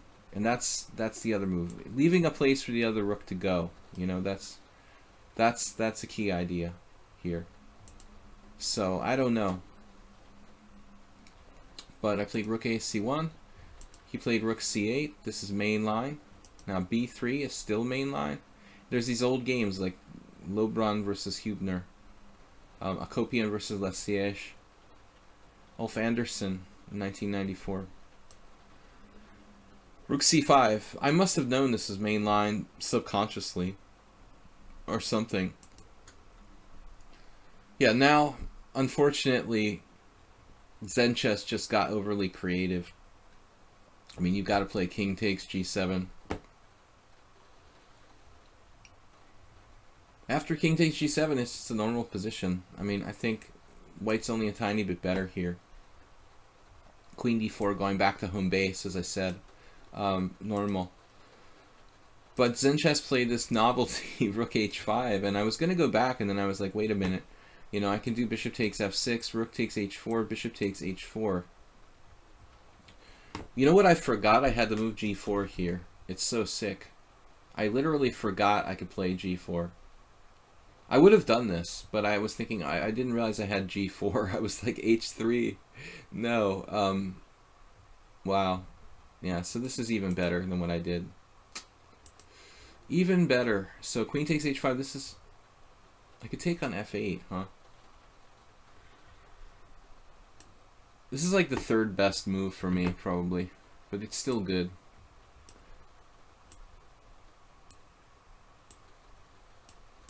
Yeah, I mean, okay, this is still playable for black. It's slightly better. Plucro. Welcome to the Privileged Players Club. Thank you for subscribing, Plucro. Plucro hasn't been here for a while. He's a ex-moderator on our chat. Good to see you, Plucro. Welcome to challenge if you want to. Nefyudov, I don't know if we got any other challenges from subscribers. Was Dragoon here?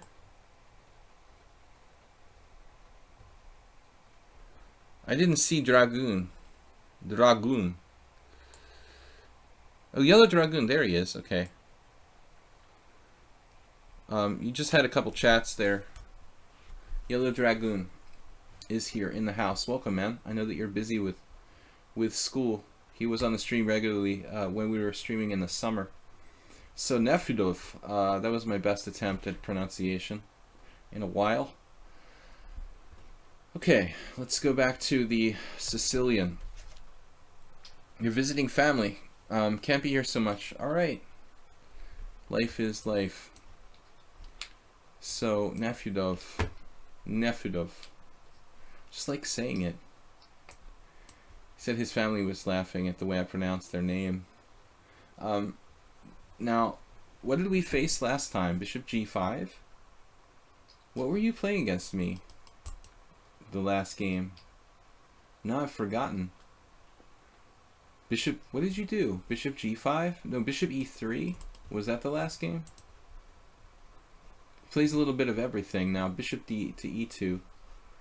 And I do play the classical dragon here. Yeah, I guess this was our simul game from last Sunday.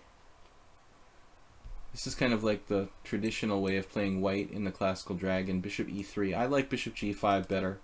But I like knight b3 better. You know, first knight b3. Then you can do that stuff. But white can play like it's a Yugoslav attack, except he's played bishop e2 instead of f3, but I don't think that has a very good score for white. But sometimes it can get scary. We've had some weird games. There's a creeper from Minecraft in the chat. All right, he does go castles. Wow. So we had something like this, Nefedov, a while back. I don't know where it was in the stream. Maybe in the Blitz stream. Knight takes d4, bishop takes d4. I played bishop e6, but you didn't castle. Maybe that was it. I think you didn't castle. And my friend Emil Salansi got in trouble against Gara Anita in Zalakarosh in May. One of these dragon lines where she didn't castle and played like a setup kind of like this with the bishop on f1. When white's castled, at least like the battle lines are drawn like you know what you're supposed to do. It's basically a mainline Yugoslav attack where Nefedov has played like bishop e2, which is a harmless move. So we should have faith that black's position is good. But even so, I mean, it's a dangerous line. I mean, if black makes one mistake, even with one harmless move played by white, it still can be dangerous. I don't play the proper dragon, so I play it properly, but I don't play the proper dragon. I play the accelerated dragon. I think I tried like one time and lost to Terzo Attila, and I was like, no. If I lose to Terzo Attila, I'm gonna quit the dragon. I tried many openings, gave them up too quickly though. It's not good. I mean, if you want to play something, you should commit yourself to playing it. I have some resources, some friends who know the dragon really well, so maybe I should have stuck with it.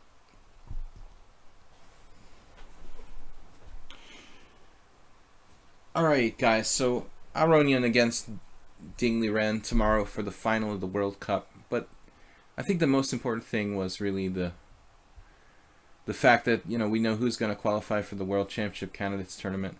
Now we can sack the exchange here. Goodness, I have no idea what's going on there.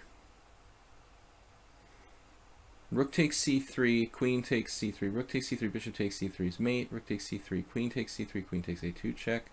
And then king c1, bishop h6 check, bishop e3. Oh, goodness. So, I mean, it should be good for me.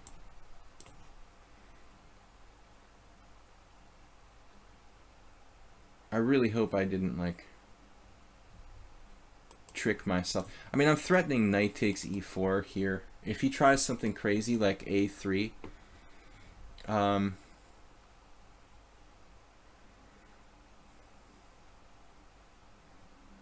so if he tries to be ultra fancy with the a3 type of thing, I could actually do rook takes a3 there, but probably better is knight takes e4.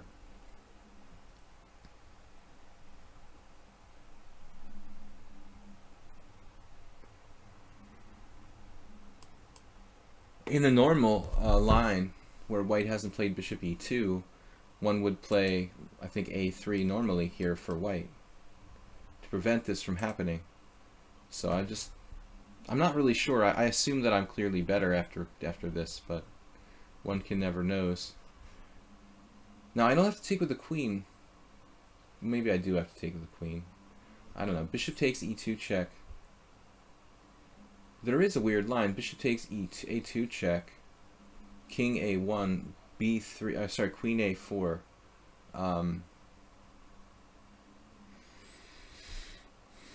Should probably virtually force him to play the move queen a3. what would happen there? Takes, check, queen a4, queen a3. Queen takes a3, b takes a3. And I'm up the exchange, I'm down the exchange, but that's not really promising. I think I have to do this. Now I do have rook c8, but he's got queen a3 again in some positions. Knight takes e4 at one moment. Could be pivotal. Knight takes e4 doesn't do anything right now.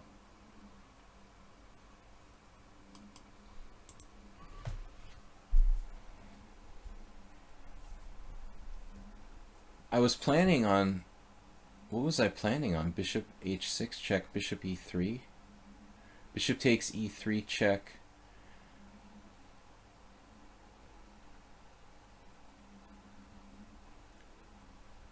Queen takes e3 check, queen a1 check, king d2, queen takes b2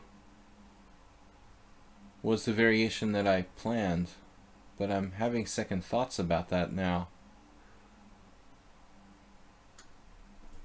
That seems sort of dumb.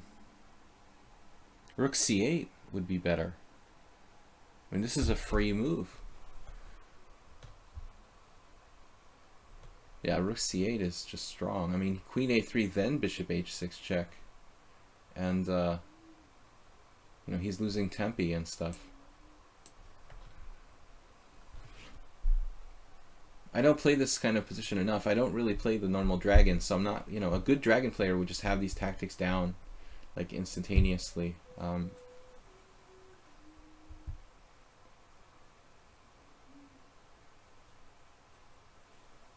Should be good for black.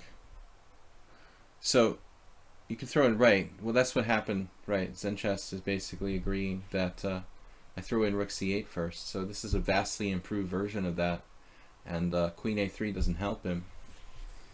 It doesn't help him really at all. I mean, he's going to face bishop h6 check anyway. But you know, it's very possible to have even better stuff somewhere. Bishop h6 check, knight takes e4, these tactical themes. But again, the problem with White's position is that he's playing an ultra sharp line with a slow move bishop e2. And now maybe he made a tactical mistake not playing a3. You've got to know the theory. The dragon is one that everybody knows. Every 8-year-old child knows the theory like much deeper than I do. So, I just hope that Aronian, he's been in such good form in the last, I don't know, 6 or 8 months. I mean, even longer. I think, you know, we just hope that he doesn't choke in some kind of candidates tournament, because it's been a joke. Like, the last World Championship matches have, you know, okay, Karyakin did way beyond, like, what anyone expected. You know, he really played fantastically.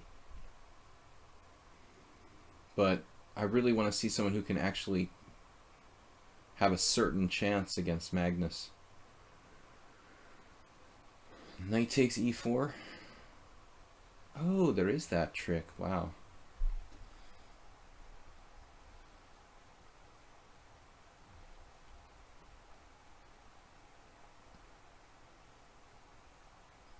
Knight takes e4, queen takes a2. But I'm not sure that's even good for me. Knight takes e4, queen takes a2. What does that do? Nothing. Well, I guess we do the routine bishop h6 check. Queen, bishop e3. Oh, I'm winning a piece. What am I talking about? Oh my god. I'm a little slow on the uptake here. So, there is no defense. At least I realize, without looking at the chat, that I'm just winning, okay? Winning my material back at the very minimum. It took me a while to realize that. That's really stupid. Tactical puzzles. Karyakin, the Grand Prix is not over yet. It's final, I guess, starting tomorrow. So, but the candidates have been determined. They're playing for the prize money tomorrow. Place your bets. Rook d2. What other move is there? Rook d2. Only move. Still alive after rook d2.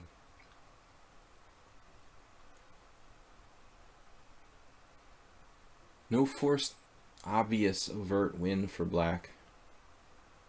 After rook d2, queen a3, b takes a. Feels like I should be winning by force, but I don't see anything. We have bishop takes g4, which is interesting.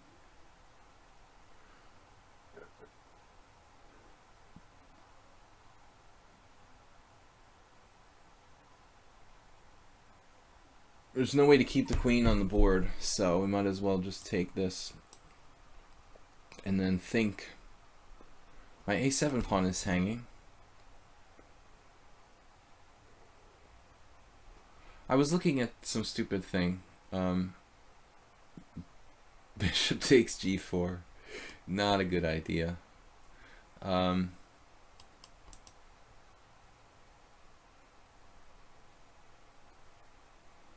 Maybe knight d7.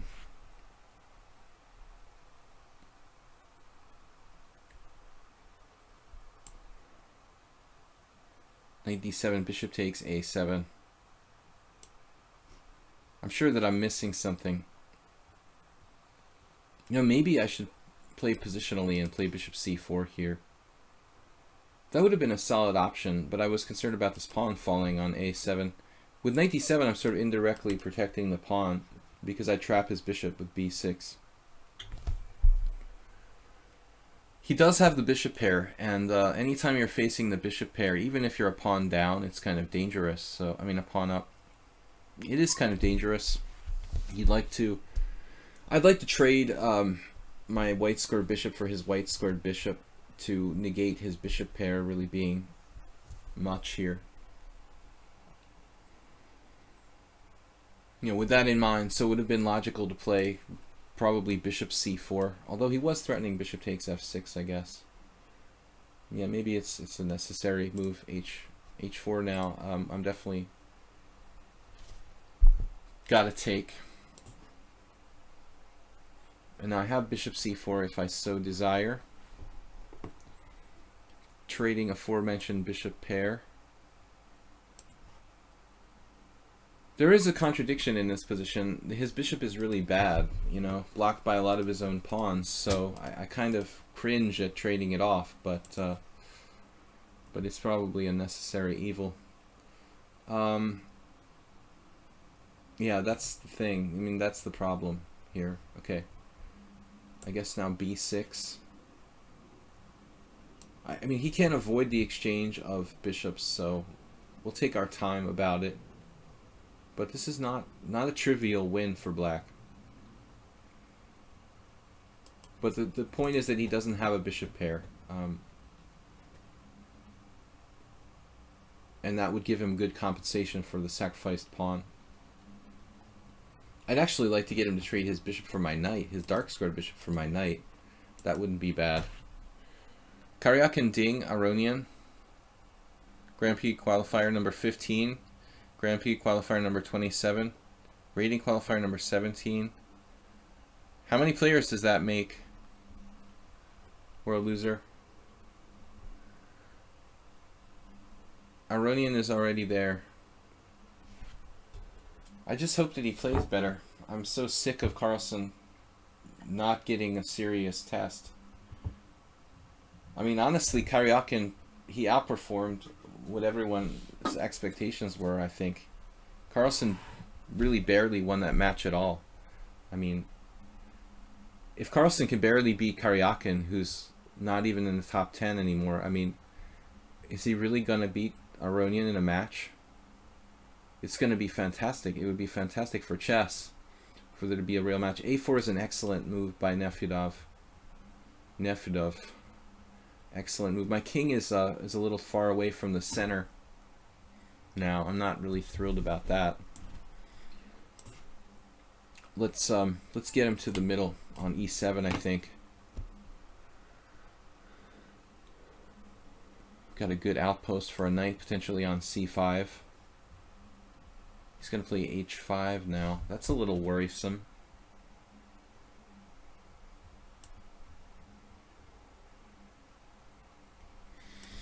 I'm a little concerned about this now. He's got h5. I guess I can put my king on e6. It's okay. We'll go king here if necessary. That's fine. Alright. It doesn't have to be on e7. On check, I'm not going to play f6. I'm going to tuck my king on e6. It's safe on the white square. Fortress. It's a pawn up fortress. I'll save the winning attempts for a little later. Once I've consolidated here in Karpovian style. Actually, Karpov would normally be playing the white side of the dragon.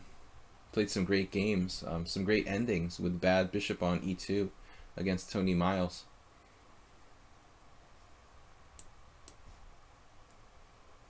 All the pawns are kind of on one side, one big side of the board. Yeah, now there is no threat. White is not actually threatening anything, so we can hide our king on e6. We can just take the bishop, play knight c5 now.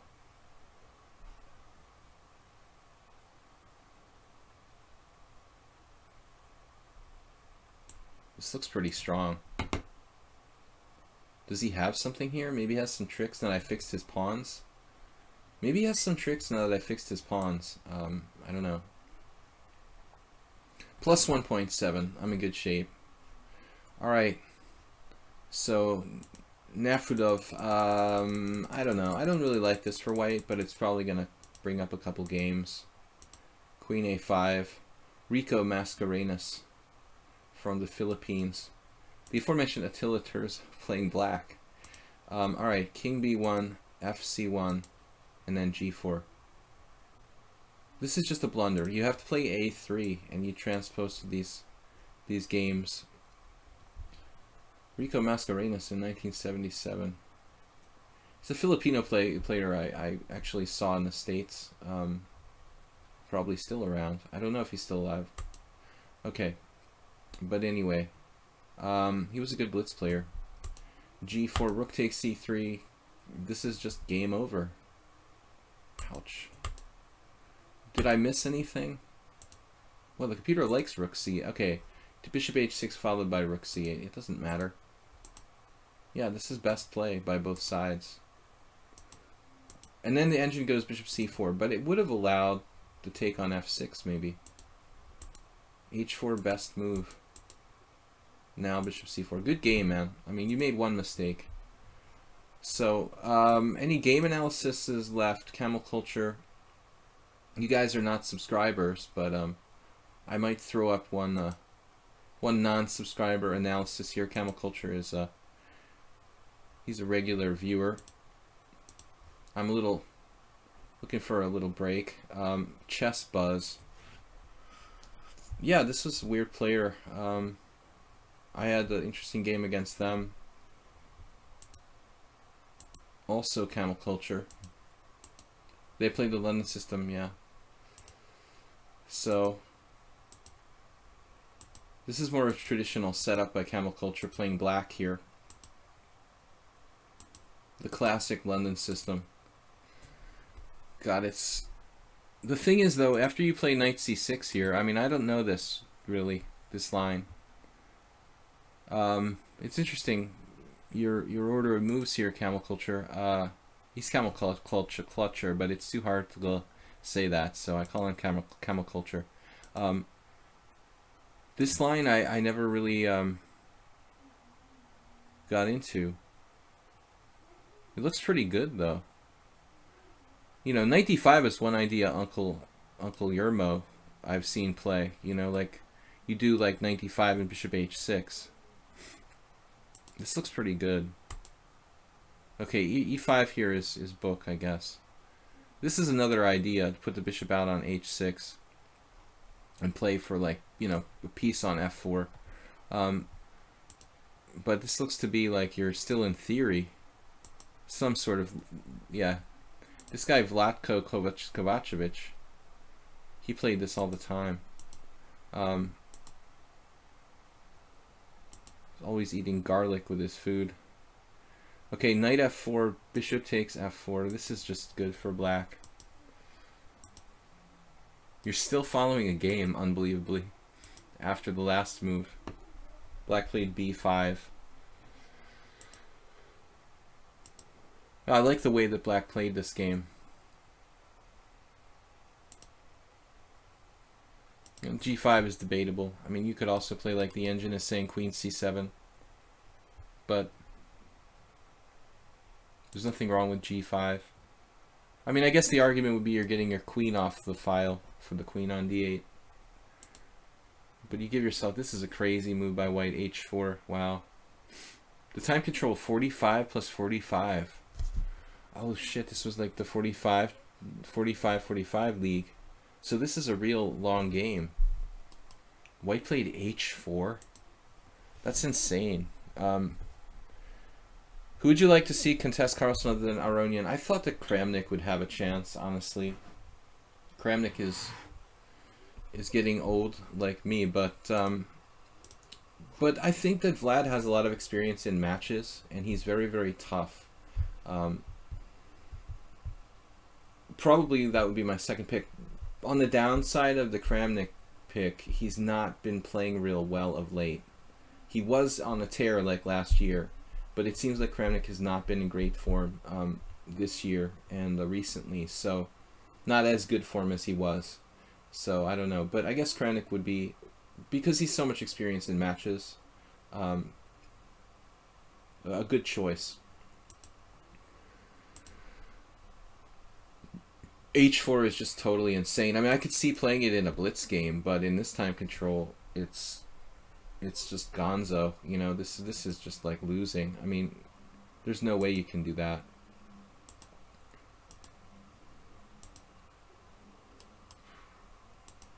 g3. What the heck? He like thinks he's playing the King's Gambit or something. Oh my god. Or she. It's a she or a he.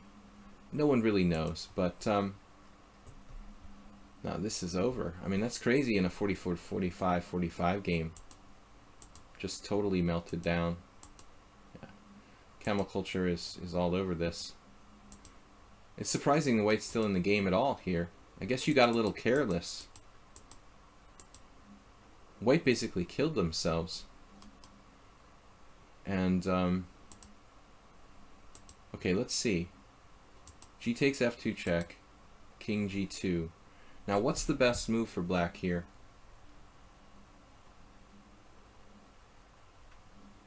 Yeah, man, you have bishop h3 check. You're just... Are you, like, winning a piece after that? Bishop h3 check. King takes h3. Oh, king takes f2 is possible. No, this isn't so clear. He has king f2, or she. King f2. It looks horrible for white. I mean, it's hard to believe that white isn't lost here, you know. It has to be lost for white, this position. It just, I mean, visually, it looks ridiculous. Like the white king is just, you've got every single piece right out there, like Mamedyarov style here with black. I mean, there's just no way white is okay in this position. But surprisingly, there's no forced win. I guess that's what frustrated you. The fact that there was no overt forced win. So actual game, g takes f, king g2, then b5, kind of playing on the wrong side of the board, I think, this b5. In a sense, you should bring your last piece in the game rather than doing that. Although maybe you were actually concerned about knight d6 because of that. You didn't play rook e8, I don't know.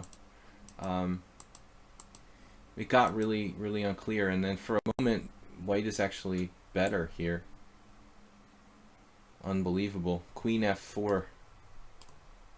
This is weird. It wasn't part of the league. Oh, I just like the time control. Okay.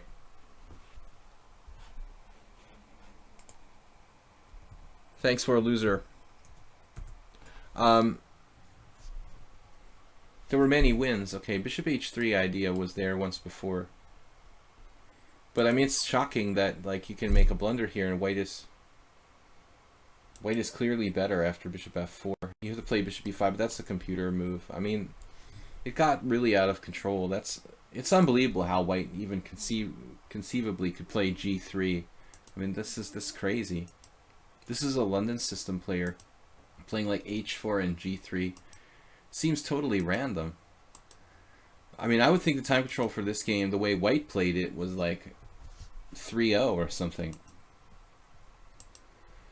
It seemed like black was playing more rationally. The way that they did that stuff. Yeah, now it's like you were just winning and didn't win.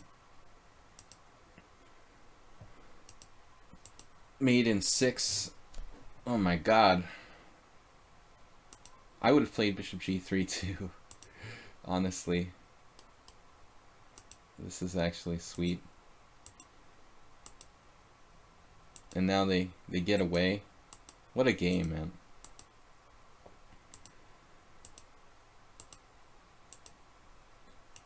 It's very frustrating when you're so close to winning and can't win. I might even lose here with black. I would be so frustrated. But now apparently it was equal. Crazy game. Thanks for sharing that.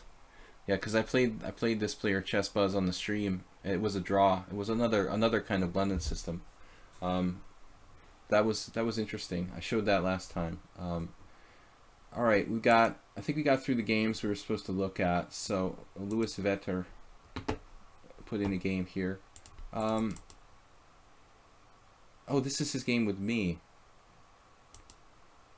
Yeah. Louis Vetter played white against me. Or not. No, it's not against me. I'm sorry. This is Louis Vetter against Lee Max. Okay. I don't know why I was thinking it was against me. I just saw my name there. I was like, what? It's a study. This is actually a study. Good feature on lichess. You should use it. Weird opening. This bishop e2 f4, kind of like a big clamp. George Sewell would do this with white, a German IM, I know, but he would usually do, I guess, d3 first. It's very typical to see, I think that d3 followed by f4 and bishop e2 might be another way, you know, a little bit more easier move order for white to play, maybe giving black less options here. If you do d3, f4, you know, and sometimes people play like c3 and just move all their pawns and stuff. That's another system that's reasonable. But bishop e2, okay, f4. What is this called anyway? This system, it just says Sicilian defense. I'd be surprised if bishop e2 doesn't have a name. Spinal Tap, what's up? Welcome to our subscriber stream. I'm just wrapping it up today. But looking at some positions here. This is a weird opening where white played bishop e2. Do you know what this is called? Spinal Tap chess? e4, c5, bishop e2. Alekhine actually played like knight f3. I think I saw a game where he had knight f3 and bishop e2 in a game. That's called Old Sicilian. Okay, I don't really trust the lichess names there, but it's another version of the closed Sicilian, basically. Black can take an endgame here with pawn takes pawn and probably have about equality. But a good aggressive player doesn't want to do that. You see, none of these players played d4. Nobody played d4. I mean, generally you don't want to release the tension, you know, so this is kind of a mistake by black, but a typical move that you'll see. It's like a classical Dutch with colors reversed, where white is like pushed and closed the structure. Simon Williams would be in heaven here with white, or any other of these birds players.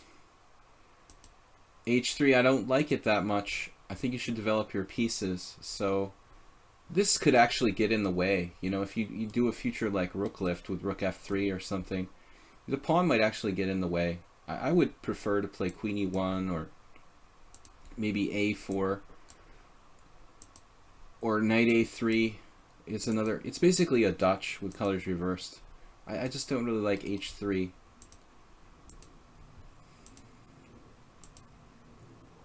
And I don't like b3.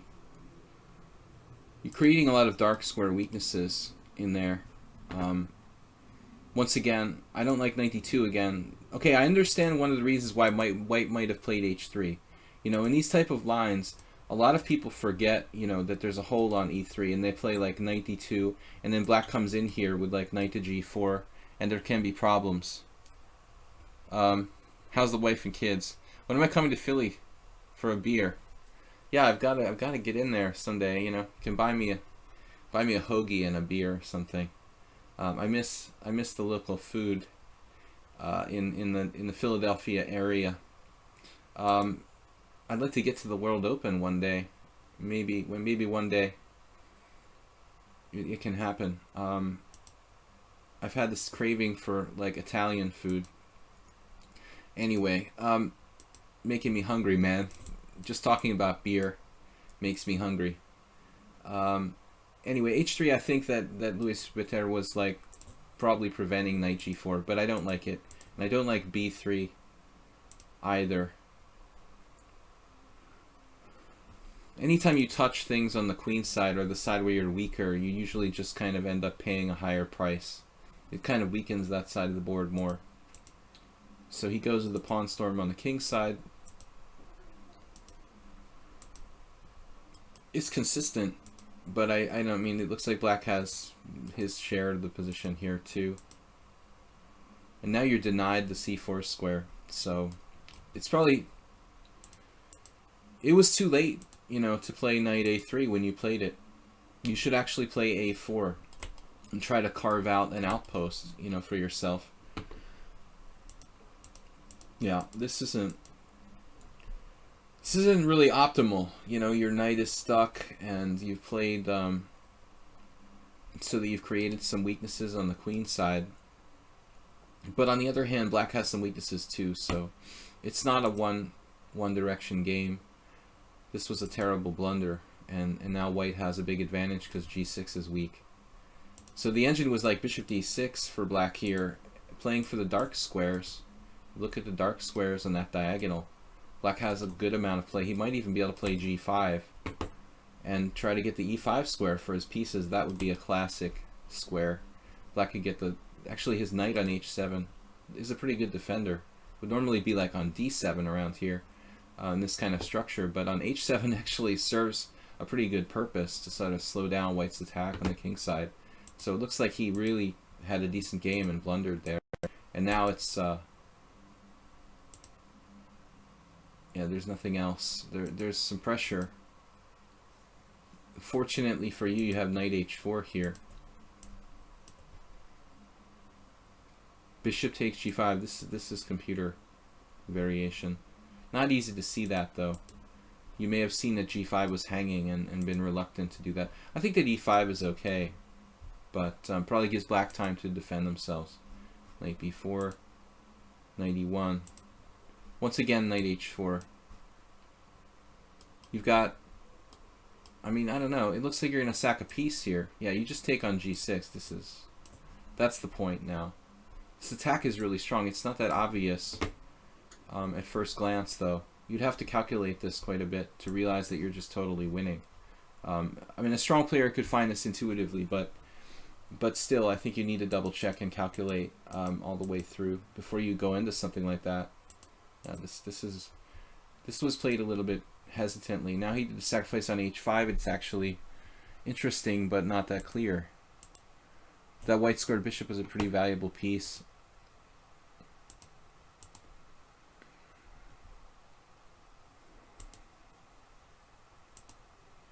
Wow. Suddenly white is like losing. Surprising. White is down a piece here, though, so you've got to prove something. amazing defensive resource for black. Made in 7. Yeah, it's lost. So, I mean, I think there's a lot that can be improved. You know, the handling of the queen side with like weakening yourself with b3, I don't really like. And I think instead of the h3, g4, it would be better to just go with the piece maneuvers. But in the end, you know, you had your chances, and he gave you a really good chance with g6, but you need to calculate further there. Okay, guys, like last game, I think, for today. We're going to end the stream. Nafyadov said it reminds me of the games from Chigorin opening. Very closed positions. I personally, you know, I find it hard to play the white side of the closed Sicilian. I don't even like playing the black side of the closed Sicilian, to be honest with you guys. Last game for today. We're going to close it down. I'm going to be back tomorrow morning with Blitz and Classical Chess at 10 a.m. And everyone's welcome to join me. 10 a.m. European time, or CEST as it's called here. What am I going to play now? In the mainline Caro-Kann. Well, just for fun, let's play Knight F6. Spinal Tap Chess, do you still play mostly Caro-Kann? Is that your main weapon with the black pieces? I'm going to take with the G-pawn. I think that e-takes is very solid for black, and actually maybe like the second best move to Bishop F5. Plukro, you're welcome. Thank you guys for joining me. I love beer too.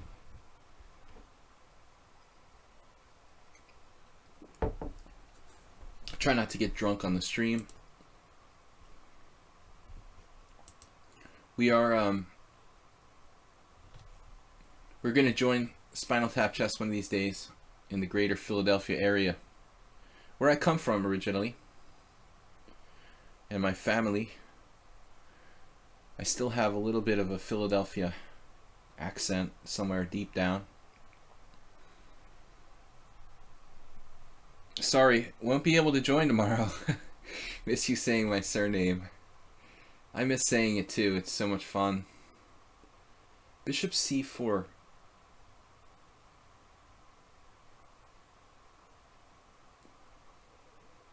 This isn't a very common move.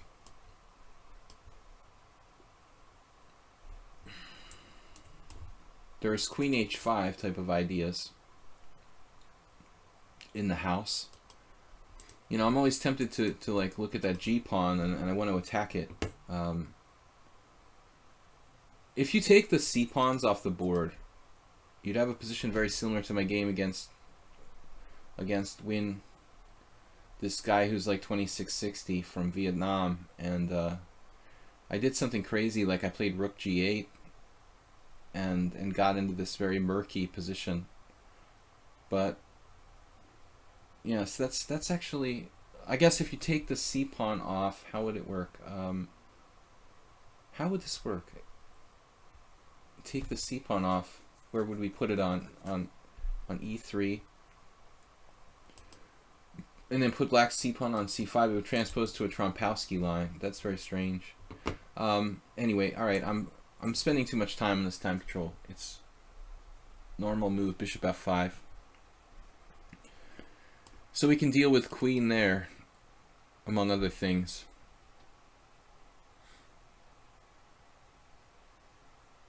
It would be funny to play bishop e6. Probably not good for one's development. Oh, I've got Troll challenging me. Troll 20. He's a little strong to be the troll on a roll. I haven't seen Troll on a roll in a while. Yeah, now we're kind of getting back into, well, normally the bishop's on e2, actually, if you play with knight f3.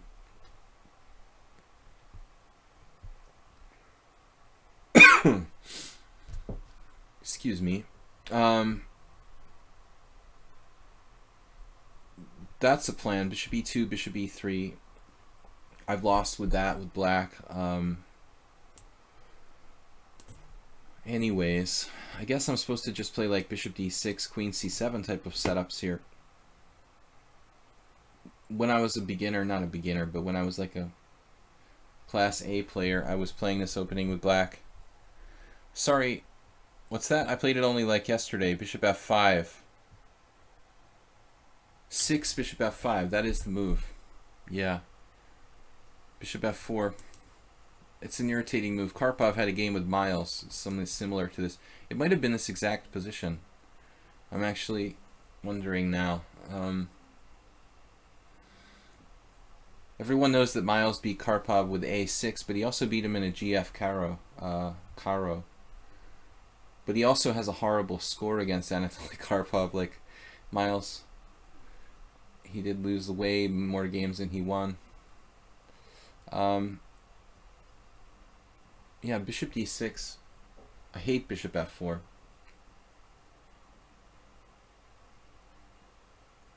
I feel like black should have something here. I just don't see any ideas. I just do not see any idea for black. Queen b6 seems like a strange move to play. I don't know, I don't really have a plan. Just attacking this pawn on b2. It may be kind of awkward for white to protect it. But it's also awkward for me to go pawn grabbing with no development.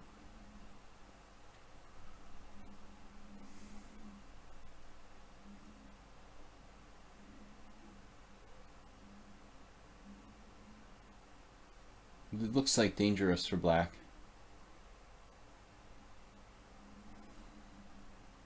What's wrong with bishop d6? I'll explain to you. It's very simple. White plays bishop g3, and then you're kind of like feeling like you don't want to take on g3, and his bishop just sits there like a rock on g3, and it negates all your counterplay along the file. But in general, maybe bishop d6 is very possibly the best move. I mean, I'm gonna take this pawn here. Is this too dangerous? I mean, seriously. Queen takes b2, rook b1. How am I going to protect the b7 pawn? Alright. Whatever. I don't know how I'm going to protect the b7 pawn. I mean, that's going to be very, very upsetting when he plays like rook takes b7. So I could have played it. Queen takes b2, rook b1, queen takes c2, queen takes c2, bishop takes c2, rook takes b7. But my evaluation of that position, even though I'm a pawn up, was that white's better probably, even though I'm a pawn up because he has a rook on the 7th and it's kind of disruptive. All of his pieces are active. But maybe that was the consistent move to play queen takes b2. But in general, the suggestion of bishop d6 was more normal. Yeah, now I don't really have a plan. I was thinking about castling queenside and playing for some tricks. Basically, like knight e5. That's my plan. I mean, I do have a sort of plan. Tricks based on knight e5. That's not much of a plan, really. But it's something. Something on the g file, perhaps. On knight h4. And there's bishop here or bishop g6. I don't know which is better. Bishop e4 looks a little slow. So I guess we're going to go here. This is a bit safer. And you've got to watch for d5. You've got to watch for d5 in such positions. But the pawn diamond after this would be very good for black. But I thought that bishop e4 might feed into white having some threats, so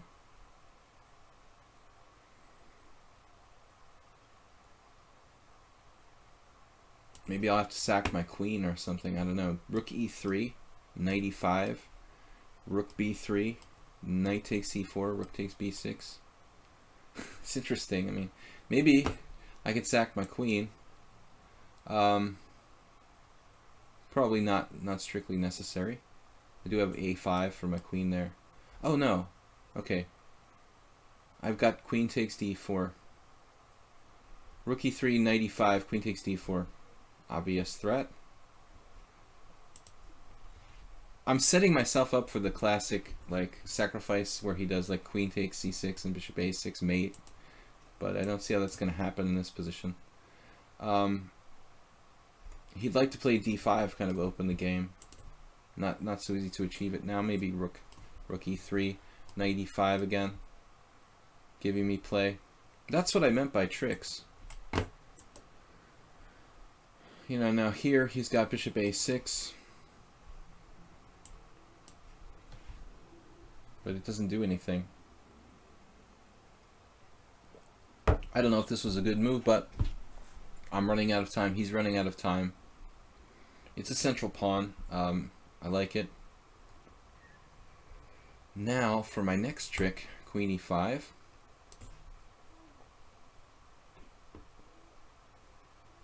Threatening mate. I was really hoping for f4. So bishop c5 seems right. Trading pieces when you could potentially face a strong attack from the other guy. I guess I also had queen h5, but then he would have f3. I was really hoping for f4 here, when I could just trade queen takes e3, queen takes e3, bishop c5, and trade down. And I'm just happy to be a pawn up in an endgame, basically, at this point.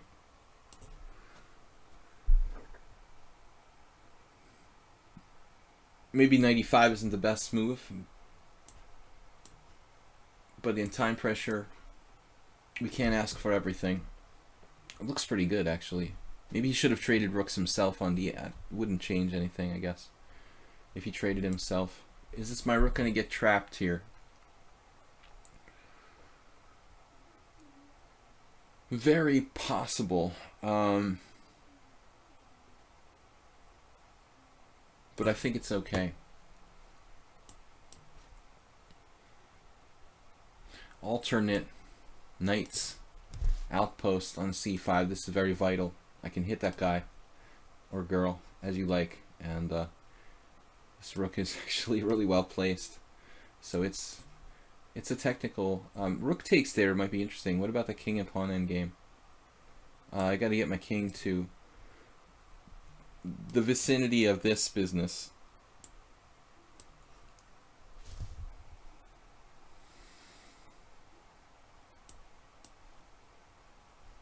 Now f5. We should be winning here.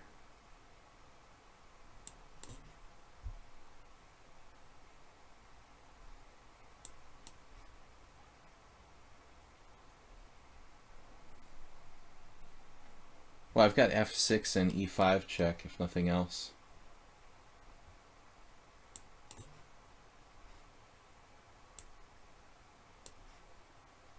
Isn't this pawn just hanging? Why don't I just take this pawn?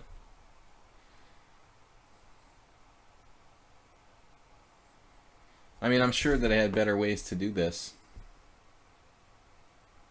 c5 check is an option. Really should be winning for me. Offers me a draw? Dude, are you serious?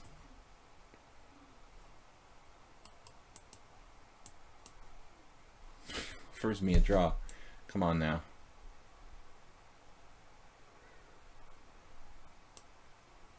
Just king d5.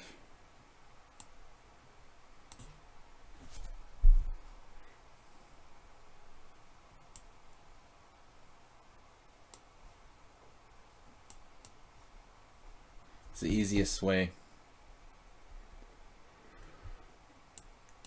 I'm gonna win this pawn.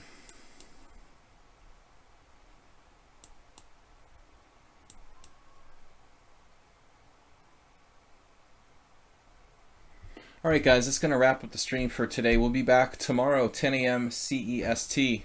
Thanks for the suggestion, World Loser. The pawn diamond, the strongest pawn structure in the world. We will be the pawn cube. I don't know. I like the pawn cube. I'm kind of partial to the cube, but it doesn't really, move as well and doesn't protect itself as well. The nice thing about the pawn cube, you can advance its front layer and still have protection left, but that's another story for the G takes F Caro and the E takes F Caro aficionados. The E takes F Caro lends itself to the pawn cube. Anyway, guys, we'll be back tomorrow, 10 a.m. CST. Thanks, guys, and later. Bye-bye.